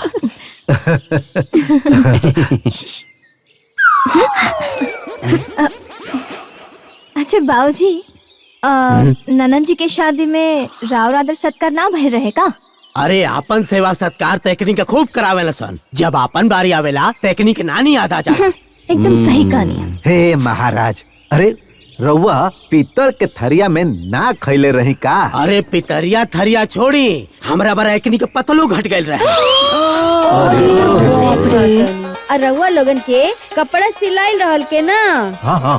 अरे हमार कपड़ा तो छोड़ी, हमारा बेटा के 3 पीस तय रहे, लेकिन 2 पीस मिलल, 2 पीस दहलसन, और हमरा के धोती दहलन जौना के कोरी ना रहे। बहुत गलत भाई। भाई साहब, हाँ, वो बंधनवा छोड़ाई सोनवा के सिकड़िया मिलल रहे कि ना मिलल रहे? हम बताई ना। गड़ी तो तय रहे लेकिन आज तक ना मिलल। पूरा बुड़बक बना के हमरा बेटा से ब्याह करके हमरा के बुरी तरह ठग लेहला सन। ये तो बहुत गलत भइल। अच्छा बाबूजी, हाँ और काका तय भइल रहे? छोट मोट सामान तो छोड़ा दुल्हन, शादी में 4 चक्का तय भइल रहे आ 4 चक्का के जगह 2 चक्का देले सन, वो मार्केट के सबसे थर्ड क्लास के। 1 नंबर बुड़बक बना के हमरा बेटा से ब्याह कर लेले सन और हमरा के ठग लेले सन। अच्छा बाबूजी, अब वसूली ना, है ना? अब वसूली। दुल्हन जौन तब न देहला सन तब का दिया सन, तेवे के सरदा भी तो होके के चाही। यह बात सही बा, लेकिन बाबूजी हमार बाबूजी ई लोगन के हर श्रद्धा के पूरा कहिए कि ना रवो कराई ना। कराई ना। कई लोग हमार बाबूजी से जौन जौन चीज मांगले रहनी, हमार बाबूजी हर चीज देनी है। अरे उसे बढ़ के देनी है। रवो मांगी मांगी मांगी। हमारे ससुराल के ना परिस्थिति आज बहुत अच्छा बा। हो गइल बा। केहू के पल्ले करोड़ों होखी मगर बिना मांगे केहू देवे लगा हो समझी जी। सही कहानी है दादी, केहू ना देला। कहावत अब कहावते रह गइल भाई साहब। जमन लोग कहत रहे बिन मांगे मोती मिले, मांगे मिले न भीख। अरे आज के जमाना में बिन मांगले 1 गिलास पानियो नहीं के पूछत छे ना मिली। सही कहली। अरे मांग ली समधी जी, मांगी। मांगे के तो हम कई बार मूड बनौली, बाकी हमार बेटवा नानुकुर कर देवेला। बाबूजी हमार गोलू के जीजा कब अपना बाप चाचा के सामने कुछ बोले लेका? ना ना ना रवा काहे सुनतानी जी? अरे बाप बाप होखेला, बेटा बेटा होखेला। अरे समझाई ओकरा के बढ़िया से। आ जदी ना सुने नु तो देव दुगो थप्पड़ मिला के। हाँ और बाबूजी एक बात ना याद रखिए, रउआ अपना हक खातिर लड़े जाता नहीं तो पीछे बिल्कुल नहीं की हटे के। ना दुल्हन, अब तो पूरा बकाया वसूलबे कर। अति है तो इनकर पाप। काहे समझी जी, कहाँ रहला हमारा आज? यहाँ रस मंजरी पर रस मंजरी खत्म हो जाता हो। बैठा बैठा बैठी बैठी। रुका, हम बैठे लेके आए, हम सीरियस मैटर पे बात करे आयल बानी। अरे महाराज, आज तक बहुत सीरियस रहनी जोन बात करब। यह तना सीरियस रहला के तू लोग फायदा उठेला लो। क्या बात है बाबूजी? ए चुप रह, जब बात हुई तब तोहरो समझ में आ जाई। समझी जी? हाँ। एक बात बताई। बोला। रहुआ अपना बेटा के ब्याह कैली, राउर श्रद्धा पूरा भइल, तो हमरो श्रद्धा पूरा कर दी। कौन श्रद्धा हो भाई? ए भैया, समधी जी के लागत अब ब्याह करे के मन करा। ये उम्र में महाराज देख लो, रहुआ लोग मजाक के मूड में बाड़ी, लेकिन हम मजाक के मूड में नहीं थे। हमरा यहाँ रहुआ ब्याह कैले रहनी तो 4 चकवा तय कैले रहनी, दहनी मोटरसाइकिल। हमरा के कुर्ता धोती तय कैले रहनी, खाली कुर्ता दे दहनी। सिकड़ी तय कैले रहनी, सिकड़ी न दहनी। बताई हमार श्रद्धा पूरा करी। बाबूजी इतना दिन बियाह भइले हो गइल और तू ये सब का शुरू कइले बड़ा? तो चुप रह। आज तक इनकर बेटा दहेज के बीच में बोलल बड़न, कितने बोला ताड़े? एक मिनट बात खाली चैन को है ना और गाड़ी का। एक मिनट। अरे रुका महाराज, हला तो के चैन देता ही। ए विवेक, निकाला घर से गाड़ी उनके दे दा। हाँ, ए समझी जी, का भाई? अरे केहू से लेके केहू के दिहल ई कौन से चालाकी बा? हमार बेटा बड़ी मेहनत से हमारी पोती के लिए बनौले ह। अरे तू मेहनत कई के अपना बिटिया के खातिर बनाई। हमें तेला बेला में पड़े वाला नहीं थे। हमरा चाही त चाही, नहीं तो राउर बेटी यही जा रही। तोरा के जाए को जा पिटिया में मानना चाहिए। खाली बेटी दबाव ना। तो चल। अरे ऐसे कैसे जाबा? जाके दिखाओ। अबे कर, रोक के दिखावा। रोक के दिखाओ। चल निकल।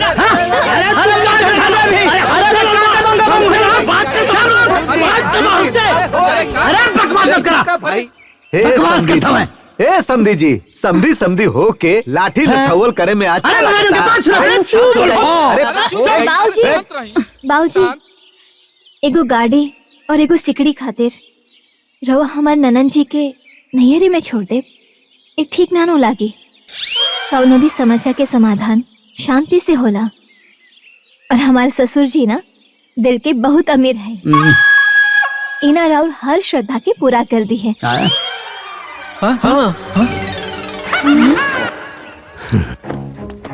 हाँ दुल्हन, बैठा रहा। कौन जरूरत रहा ही कहे कि जवन लेवे देवे के हम कुल पूरा कर दे।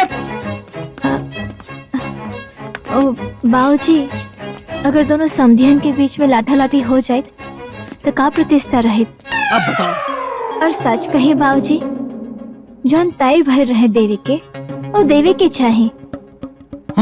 वो बेचारा के दूसर कोनो समधी भी ना है। काहे के समधी, काहे के संबंध। हाँ, ऐसा समधी के गले में हाथ लगा के बाहर फेंक दे के चाहिए। चाचा जी, अगर दामाद जी के सामने उनकर बाबूजी के आप इतना बुराई करब तो दामाद जी के ठीक नानो लागी। बात तो सही है बा। यदि हम रउआ लोग के इज्जत करत नहीं तो रउआ लोगन के हमरा बाबूजी के तो इज्जत करे के चाहिए। का इज्जत कर लीजिए? बियाह के इतना साल के बाद ये दहेज लेवे का कौन टंकी चलता? अब याद आवता चर्चा का असुना के चैन। बुआ जी, जब तय भर रहे दिवाए के तब दिवा गिर रहित ना तो आज याद ही ना आई। हाँ, ये पॉइंट वाला बात कहलू है दुल्हन। चुप रह। फूफा जी, कुछ ना मिली और ये लोग का करी? ये लोग के इतना औकात बा? हाँ तो अब ये देखेगा बा कि केकर कितना औकात बा। रउआ लोग मत दी, अब हम दिखाओ। अरे इनके देखा, इनके क्या हो गई? इतना दिन के बाद अब जिन निकलल हा, अब दहेज चाहिए सबके। महाराज, अब हमने की दहेज दे के पड़ी? अरे यार तुम पिटी पिटी रो मत भैया। हाँ, हमके तो लागत आनू कौन उनका भड़कावा था। ए फूफा जी, का फालतू बात करत तनी? के भड़काई? सब तो परिवार के लोग बा। देख लो। अरे बाप तो बाप, बेटा भी जारी चला होता। बाबूजी चलिए यहाँ से, ये लो इज्जत देवे के लायक नहीं खे। बात तो आप समझ में आये, ते खाली हमारा बात पे रहो। गाड़ी ते लोग द्वार पे आके पहुँचाई। अरे रवा लोगी का करतानी? ना जी, बात अब औकात पे आ गई बा। हमनी के जाता नहीं। चलिए बाबूजी। बाबूजी बाबूजी बाबूजी बैठी। बाबूजी, यदि रवा लोग ऐसे से चल जाए ना, फिर कुछ दिन बीती, फिर ओकरा बाद परिवार की याद आई, फिर ओकरा बाद धीरे धीरे करके ना सारा मामला ठंडा हो जाए। बाबूजी, रवा लोग कुछ दिन ऐजा रही, जौन जौन चीज मांगले बानी ना वो सब रवा के मिले। मत जाए। ये लोगन के बात पर तो विश्वास नहीं की, पर तू कहा तारू तो रुक जाता नहीं जद दुल्हन।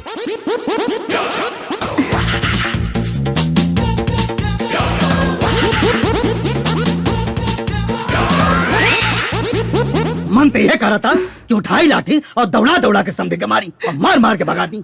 कहो महाराज, शादी के कितना साल हो गए, दहेज के भूत अब चढ़ल है इनके। गजब आदमी हो यार। तू का सुसुक करो तारू? एक तो लोग खुद हमारा दिमाग खराब कर ले आवे, ऊपर से तू सुसुक सुसुक के हमारा दिमाग और खराब मत करा भाई। अरे महाराज गजब, गजब मेहरारू है यार। ना मनबू, रोवा, मर जाई। पागल का दिमाग खराब कर दे रहा पूरा परिवार हमारा। ए भौजी मत रोवा। हाँ भाभी, अब रोवाला से करो फायदा बा, अजून समस्या बा, वो समाधान करे के पड़ी ना। अब रउए बताई, हम अभी अपना बेटा के बियाह कहनी है, अब फिर हम 4 चक्का कहाँ से दी?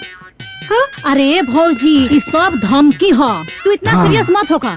जौन दिया गल तौन दिया गल, बस बात खत्म। और नहीं तक हे बबली, जहिया तोरा बेटी के सामने ऐसे होई ना, तहिया तोरा के पता चली। हाँ? अरे तू हमरा के बुद्धि मत दा। जेकर बेटिया माटी पे रही, अरे ती का जाने प्रीत पर आई।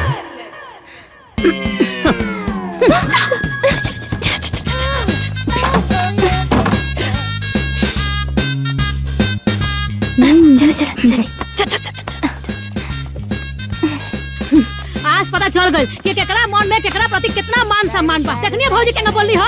हाँ तो तोहरा का जरूरत रहा हर बात में कि हर बात में लवर कूद लाके? अरे चुप रही, अपने समाज के नु बोले गई हो। हमरा का पता बा कि हमरा भौजाई के मन में इतना कुर्सी पाल के बैठल बाड़ी। हाँ तो ससुराल छोड़ के नैहरे में अड्डा जमाईबू तो बेइज्जती होखबे न करी। ए बाबूनी, एगो हमरा घरे देखा कि कितना श्रद्धा कहनी है, एगो तोहरा घरे। अरे तहरा घरे बिटिया छोड़ के बहन के तो कोनो कदरे नहीं हो। और न का बुआ जी, देखी ना बेटी के देवे के तय भर रहे कब और दिया था अब। और फूफा जी, शादी में दहेज देने के बाद तय ना भर रहेगा? अरे तय भइल रहे। रेडियो, घड़ी, साइकिल ना रेडियो मिलल और ना साइकिल मिलल। हाँ अब बढ़नी मारो उहो एगो घड़ी 1 महीना के भीतर भीतर बंद हो गई। हां अचानक तारू हमनी के बियाह में बाबूजी जन मारो के भात खाई आइल ना त तरकारिए घट गई। देखी ना रवा तो माजी से अपन समझ की बात कही नहीं है ना, लेकिन माजी ना एहसास दिला देनी कि बेटी और बहन में भेद होला। तो हमरो दिमाग गनगना गइल बा। अगर ओ लोग के मन में हमरा प्रति भेद बा तो हमरो प्यार खत्म। अगर इतना दिन बियाह भइल बेटी के दहेज दे तारीनु तो हमरो के देवे के पड़ी। और ना टका सुना अब साइकिल ना मोटरसाइकिल चाहिए, रेडियो ना एलईडी टीवी चाहिए। अच्छा ना तारू घड़ी के जगह पर स्मार्ट वॉच दी है, स्मार्ट वॉच। हाँ, बिल्कुल सही कहा तानी। एक एक सामान लेवे बा कुछ नहीं के छोड़े के। बिल्कुल नहीं के छोड़े के। ऐसे चुप बैठने से काम ना चली। चलो उठा। बड़का भैया ए बड़का भैया छोटका भैया अरे कहाँ बाहर बाहर निकलो। का भेल रे कहाँ चिल्लाता रे? का भाई तू दोनों जन मैटर हो गेल का? अरे मैटर तो हम तारा लोगन के संग करब। हमरा बियाह में जौन जौन तय भई रहे नु तौन तौन तारा लोगन के देवे के पड़ी। मतलब ई कि साइकिल के जगह मोटरसाइकिल चाहिए और रेडियो के जगह एलईडी टीवी, वो आज के जुग जमाना के हिसाब से। ए, तोर दिमाग खराब हो गेल बा का? हाँ? चवन तमाचा मारो ना दिमाग सही हो जाई। चाचा जी यहाँ के घर के बड़ बेटी है ना, ऐसे नानू बोले के चाहिए। अरे ना ना बोले दा तनी हमहू तो देखी कि हमरा प्रति इनका लोग मन में कितना गुरु ही भरल बा। अच्छा अरे तोहनी ना हमरा बेटी दामाद के देख करके देखा देखी करा ताड़ा पटीदारी करा ताड़ा हमरा बेटी के साथे। अच्छा तेरा बेटी के देख के पटीदारी करता नहीं आए? सुना तब के बात तब कर है अब ना चली। अच्छा तो अपना बेटिया के तबे तय कर रहा तब कहे आप भर भर के हिलावा तारा। अरे तू लोग ना हमरा बेटी के देख के तनकत बाड़ू, हमरा के सब पता बा। अच्छा तेरा बेटी के देख के धन का तानी आए तेरा बेटिया से कम बनी का? ए बुआ अपना लाशा में ना हमरा के मतलब सारी जौन नहीं के भइल ना तौन हो जाई। का करबे रे का करबे का करबे रे बहुत करबे बहुत बोलत है बुआ। दीदी दीदी मार देम भाभी दीदी अरे वहाँ के राहुल बुआ ना वैसे ना बोले के चाहिए। चलिए अंदर चलिए। अरे आई ना अंदर चली चली चलो। ए फुआ काई गड़ल मुर्दा उखड़ ले बड़िस रे हैं? अजुए तोर शादी भइल रह जाता हर बाकी बा हैं? ए चुप कर खुद तो पटोर पटोर का घर फोड़ बने और जब हमार टाइम आई तो लगला दुनिया देखा। चुप किसे कहता रू फालतू बात मार फेफड़ा पे। ए भैया ई कुल का हो रहल बा? ई लफड़ा ठीक लागत हो? अरे महाराज ए समधी जी रउआ ठीक कहतानी। अब बाकीर बहन बेटी के देला से कुछ कम ना होखेला। हाँ बहन बेटी की देवे से कम थोड़ी होला। अरे जौने घरी बियाह भइल रहे अपनी औकात से ज्यादा दहे रानिया। रार औकात रहे का बात लेवे के हैं? रार औकात रहे अब पीतर के थरिया में खाए के। तनी औकात में धीरे से बोला। ए पाहुन आई रउआ कैसे नानू बोले के चाहिए? आखिर रउआ ई सन के बहनोई नु है। अरे ना जी ये लोग के औकात दिखावल बहुत जरूरी हो। अच्छा ए चुप तू तो खामोश रह।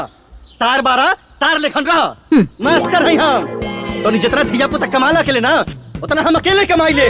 कमाला तक का फायदा हमरा के तेज बड़ा का? सुना हम रेडियो ना एलसीडी टीवी चाहिए। साइकिल के बदले मोटरसाइकिल दिवाही के सुना कुछ ना मिली जावन करा खतवन कर लो। अच्छा ए भैया ई मत भूलो कि जौना बाप का तू दू जना बेटा हवा नु वही बाप के हमहू बेटी हई। 3 हिस्सा के 1 हिस्सा के मालकिन हमहू। आ यदि ना देबनु तो बाजा बजा दे। चली चला हटी ए हट। अरे ले हम चला पता नहीं कैसे ना देवा लोगन।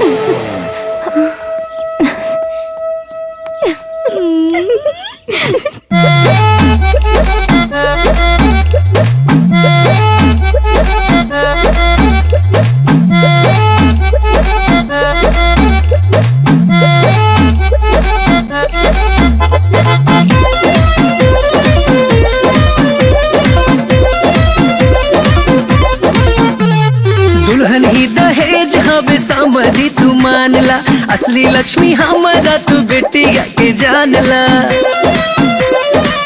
ए समधी जी दुल्हन ही दहेज हवे समधी तू मानला, असली लक्ष्मी हमरा तू बेटिया के जानला। जितना रहे किस्मत में हाथ ने तो पैबा, ढेर जदी धनवा पे मनवा लुटाइबा त पैसा प बिकाए वाला दुल्हा कहैबा।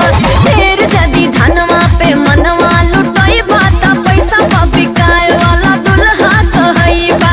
एहो नन्हे दोए जादे जीभ जे डोलैबा, एहो नन्हे दोए जादे जीभ जे डोलैबा त पैसा प बिकाए वाला आदमी कहैबा। पैसा प बिकाए वाला आदमी कहैबा।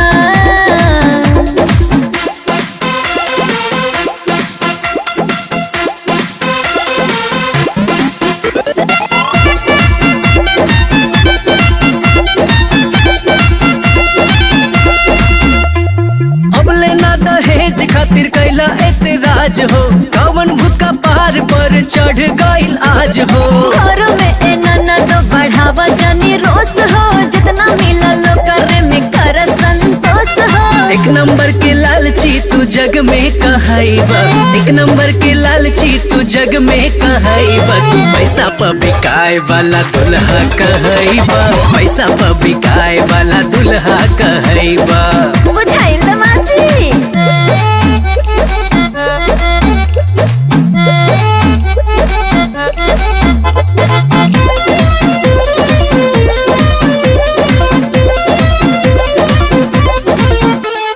धीरे धीरे इतना हो बढ़ गइल उमरिया, अब ही रुपया पर टिकल बा नजरिया। कहेला बदल गइल तोहराई मनवा, कहिया ले छो बाबू नहीं हरवे के धनवा। मंगल से खाली अपनमवा हंसैबा, मंगल से खाली अपनमवा हंसैबा। तू पैसा प बिकाए वाला दुल्हा कहैबा, पैसा प बिकाए वाला दुल्हा कहैबा। अरे मान जाई ना दमाजी।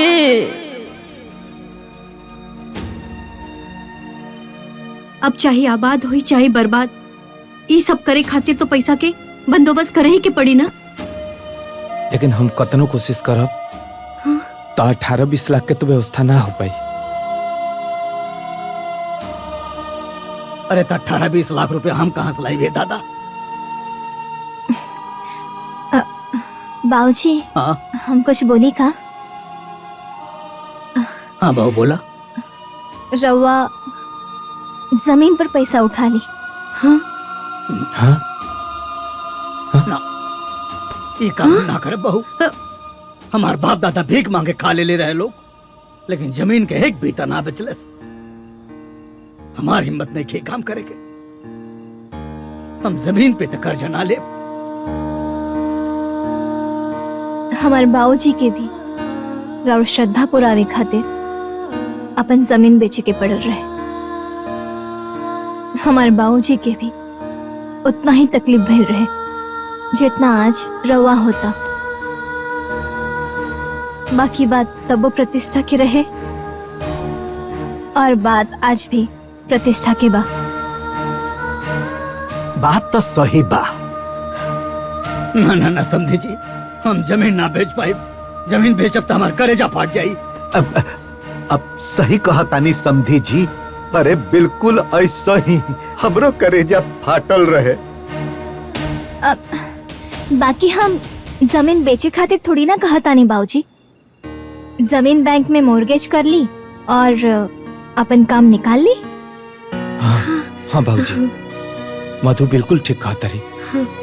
ऐसे तो हमने के काम भी हो जाई और जमीन भी बच जाई। सरवा न जाने कहां से पाता पे दहेज को बोझ चढ़ गई बा। मारे हमारे रोआ दल घरे वाले के। हर बेटी वाला ऐसे ही रोवेला चाचा जी। ज्यादा चिंता मत करी, बात प्रतिष्ठा के बा और बहन बेटी के खुशी के बा।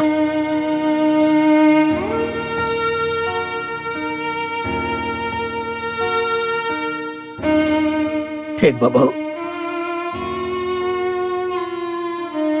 कल हम बैंक जाए।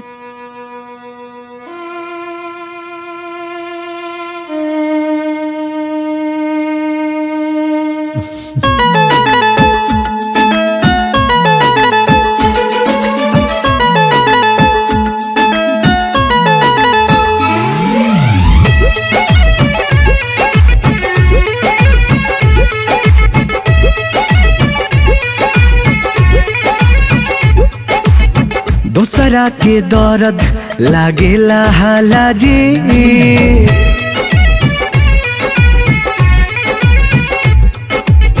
दूसरा के दर्द लागेला हाला जी अपना पगु जरेला तबे नु बुझाला जी दूसरा के दर्द लागेला हाला जी दूसरा के दर्द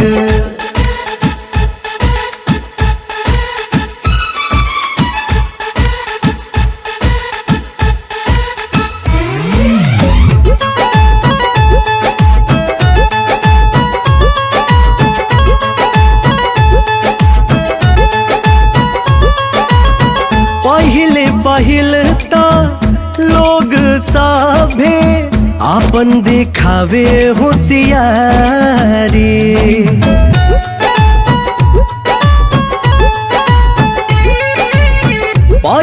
पहिल तो लोग सभे आपन दिखावे होशियारी बुद्धि सारा फेल होके आवे जे अपन खुद के बारे राम जी बिचारे ले के मनबा काला जी अपना पगु जारेला तबे नु बुझाला जी दोसरा के दर्द लागेला हाला जी दोसरा के दर्द बुढ़वा तो बैंक में रो देलस बेटी जे बेटी वाला के रो भाई ओकरा के तो रोवे के पड़े ना बाबूजी काले कपड़ा नापावे शोरूम में जाए वाला बना लोग हाँ हाँ तो अपन कुल बतला बहुत अच्छे से लिया बाबूजी ठीक बा बेटी आई दहेज लोबियन के मुंह पे एगो तमाचा होई हाँ हाँ बाबूजी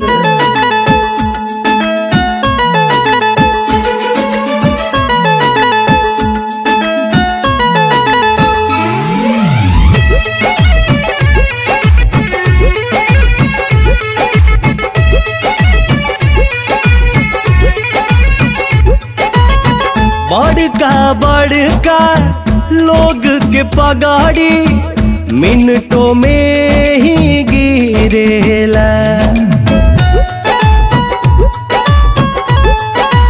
अरे बड़का लोग के पगाड़ी मिनटों में ही गिरेला सारा है कहड़ी निकलेला हो बाप के बाप जब निकलेला दूसरा के ढहबा तो निकले दीवाला जी अपना पगु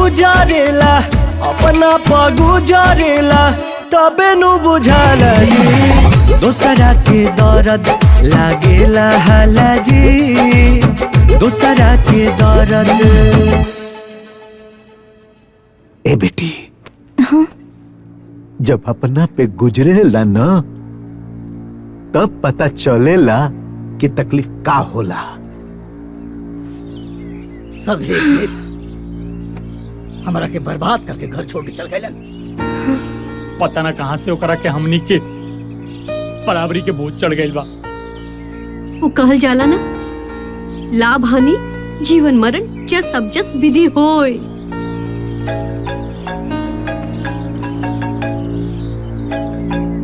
अब एक सारे फोन कहाँ आवत हो केकर फोन के होई तोरे बेटी के ससुर प्रणाम समझे जी हाँ प्रणाम प्रणाम हाँ बहुत बहुत धन्यवाद समझे जी जौन रौरा हमार श्रद्धा पुरौनी रौरा से बेसी राउर समझी के धन्यवाद नौका समझी मतलब समझनी ना अरे अगर वहाँ के दहेज के बाद हमार दिमाग में ना डलती तो 10 साल पुराना डूबल दहेज हमरा के कैसे मिला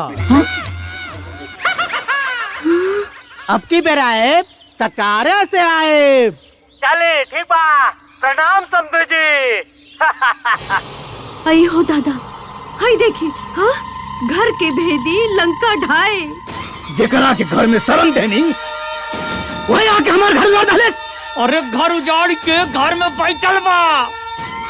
निकल निकल लठिया दौड़ा के मारे बेनन के हम। चला पूछल जाए।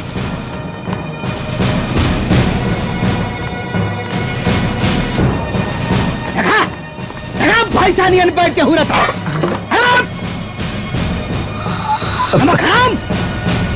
एहसान फरामोश तोहनी के अपने घर में रख के हम एहसान कहनी और तोहनी हमारे घर में राजनीति कर रहा लोग हैं। ए समधी जी ये क्या कहत है नहीं? चुप सारे बेईमान चालबाज धूर्त इंसान। हमनी सन के हित के भड़का के सब लुटा दे ले। हमनी के सब पता चल गई बा। रुक अब भाई तू के बता रुक। हमारे हित बन के हमारे घर में रह के हमारे घर उजाड़ता रहे। निकल निकल आज यहाँ से निकल के निकाल के छोड़। निकल बाबूजी बाबूजी अरे समधी जी ई रुआ बाबूजी ए समधी जी क्या करता रही? अरे रुकी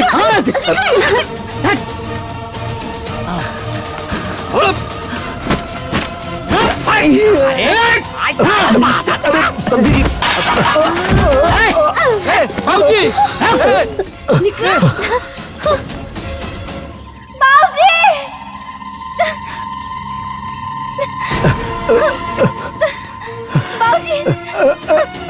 बाबूजी ये का करता नहीं रहा लोग हमरा बाबूजी के साथे? क्या करता नहीं? घर फोड़े लो तो हर बाप पूछा तो के मालूम है क्या कहले नहीं? हमके सब बतावा। यहाँ के जान कुछ भी कही नहीं हमरा कहला पे कही नहीं रोटी बाबूजी। हे भगवान ते कैसे पतो बाड़ी? दुल्हन तोहरा के लक्ष्मी बना के हम अपना घर में ले आनी हा। लक्ष्मी हो कुलच्छनी। ये सब हम ऐसे कही नहीं कि रोज सब लोगों के पता चले के चाहिए कि हमारे बाबूजी कितना तड़प के साथ है। रोज सब लोगों के एक एक डिमांड के पूरा कैले।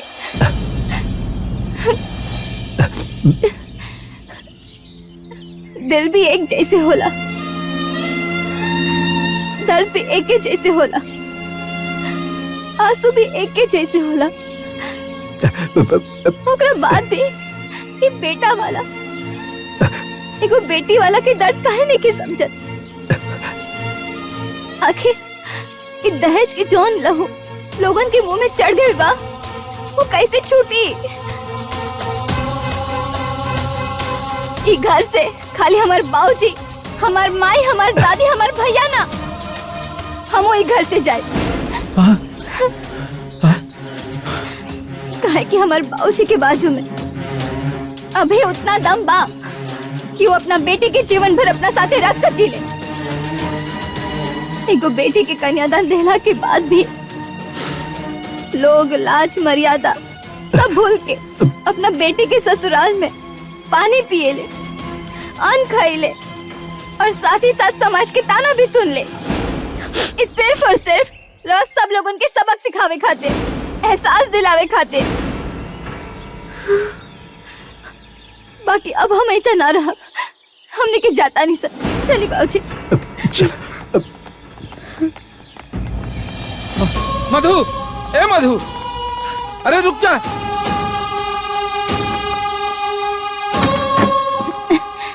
आई दादी। अरे ए मधु, ई क्या करत है? बात समझे के तो कोशिश करा। रोज सब लोग मिलके ना हमारे बाबूजी के जगह जमीन घर दुआर सब कुछ बिकवा दे ले लोग। हमारे बाबूजी के ना रास्ता पे लाके खड़ा कर दे ले लोग। हाँ? और रह कहा था नहीं हम समझे। हाँ? हम क्या समझे बताए? अरे जौन हो गई तू वापस तो नहीं खेलवा सकत। ऐसे तू घर छोड़ के जेबू तो अच्छा लगेगा। अरे जौन हो गई ओकरा के भूल जा। कैसे भूल जाए? हाँ कैसे भूल जाए? रार बाबूजी ना हमरा बाबूजी के अपना इशारा पर नचावनी है। हमरा बाबूजी से श्रद्धा के नाम पर दहेज लेनी है। हमारे बाबूजी के पास छत नहीं के रह खातिर। बताए कहाँ रही हमारे बाबूजी? हाँ ए मधु रुक जा, मत जा मधु, मत जा, छोड़ के मत जा मधु। ए मधु रुक जा मधु। ए बात कहने को समझत हमार। आज के डेट में एगो दुल्हा पर ओकर माई बाप भाई बहन सबके अरमान के बोझ बा और साथ ही ये समाज के दिखावा के भी बोझ बा। हम वही बोझ के नीचे दबकल रही, हम कुछ न कर पाए। तू हमारी मजबूरी समझा मधु, मजबूरी समझा। और ही हमार मजबूरी बा। चली बाबूजी। समझी समझाई ना। हाथ जोड़ता नहीं, मत जाई। सही बात बा, जब अपना ऊपर गुजरे लेना तब होकर एहसास होला। घर छोड़ के मत जाई, समझी जी। राहुल बेटी है, मतलब राहुल घर। समझी जी, हाथ जोड़ता नहीं, विनती करता नहीं, रुक जाइए। अगर एको बेटा अपने माई के साथे रह सकेले तो माँ बेटी काहे न रह सकती। हम रउआ लोग के सामने हाथ जोड़ता नहीं, रउआ लोग भीतर चली, हमने के माफ कर दी।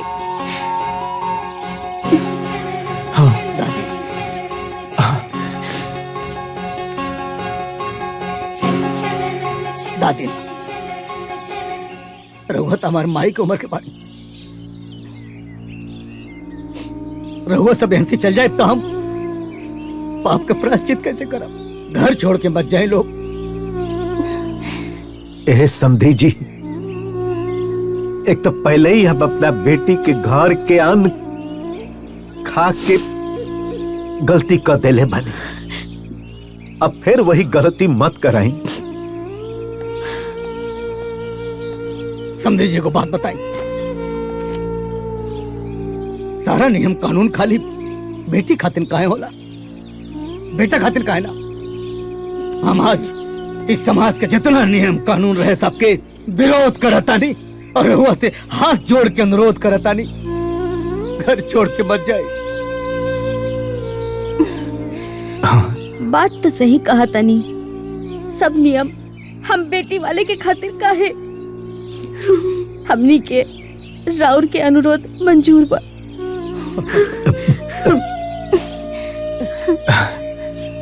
समझे जी, दादी तो हमारा अनुरोध स्वीकार कर लेनी, रहुआ भी हमार अनुरोध स्वीकार कर ली, जो हमने दूर सब दिन भाई भाई नहीं रह सके। माफ कर दी।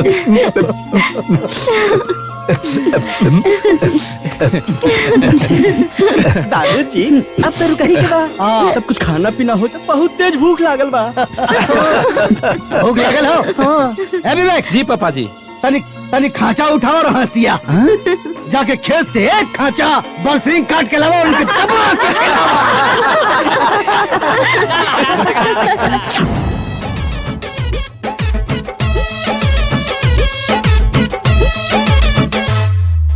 कहल जाओ, सुनल जाओ, घूमे फिरे चलल जाओ समधी जी। मान सम्मान दी हमने पर ध्यान दी समधिन जी। ए अम्मा जी बुझने का जी, ए जी बहुरिया, अरे बुझ गई नी जी। हितई में हितनी रहले में लोग के बड़ाई है, इज्जत प्रतिष्ठा है दुनिया में असली कमाई है, बुझाई। जवन होता ओकरा पर विचार करीना, जवन होता ओकरा पर विचार करीना। ए समधी जी हमार बेड़ा पार करीना।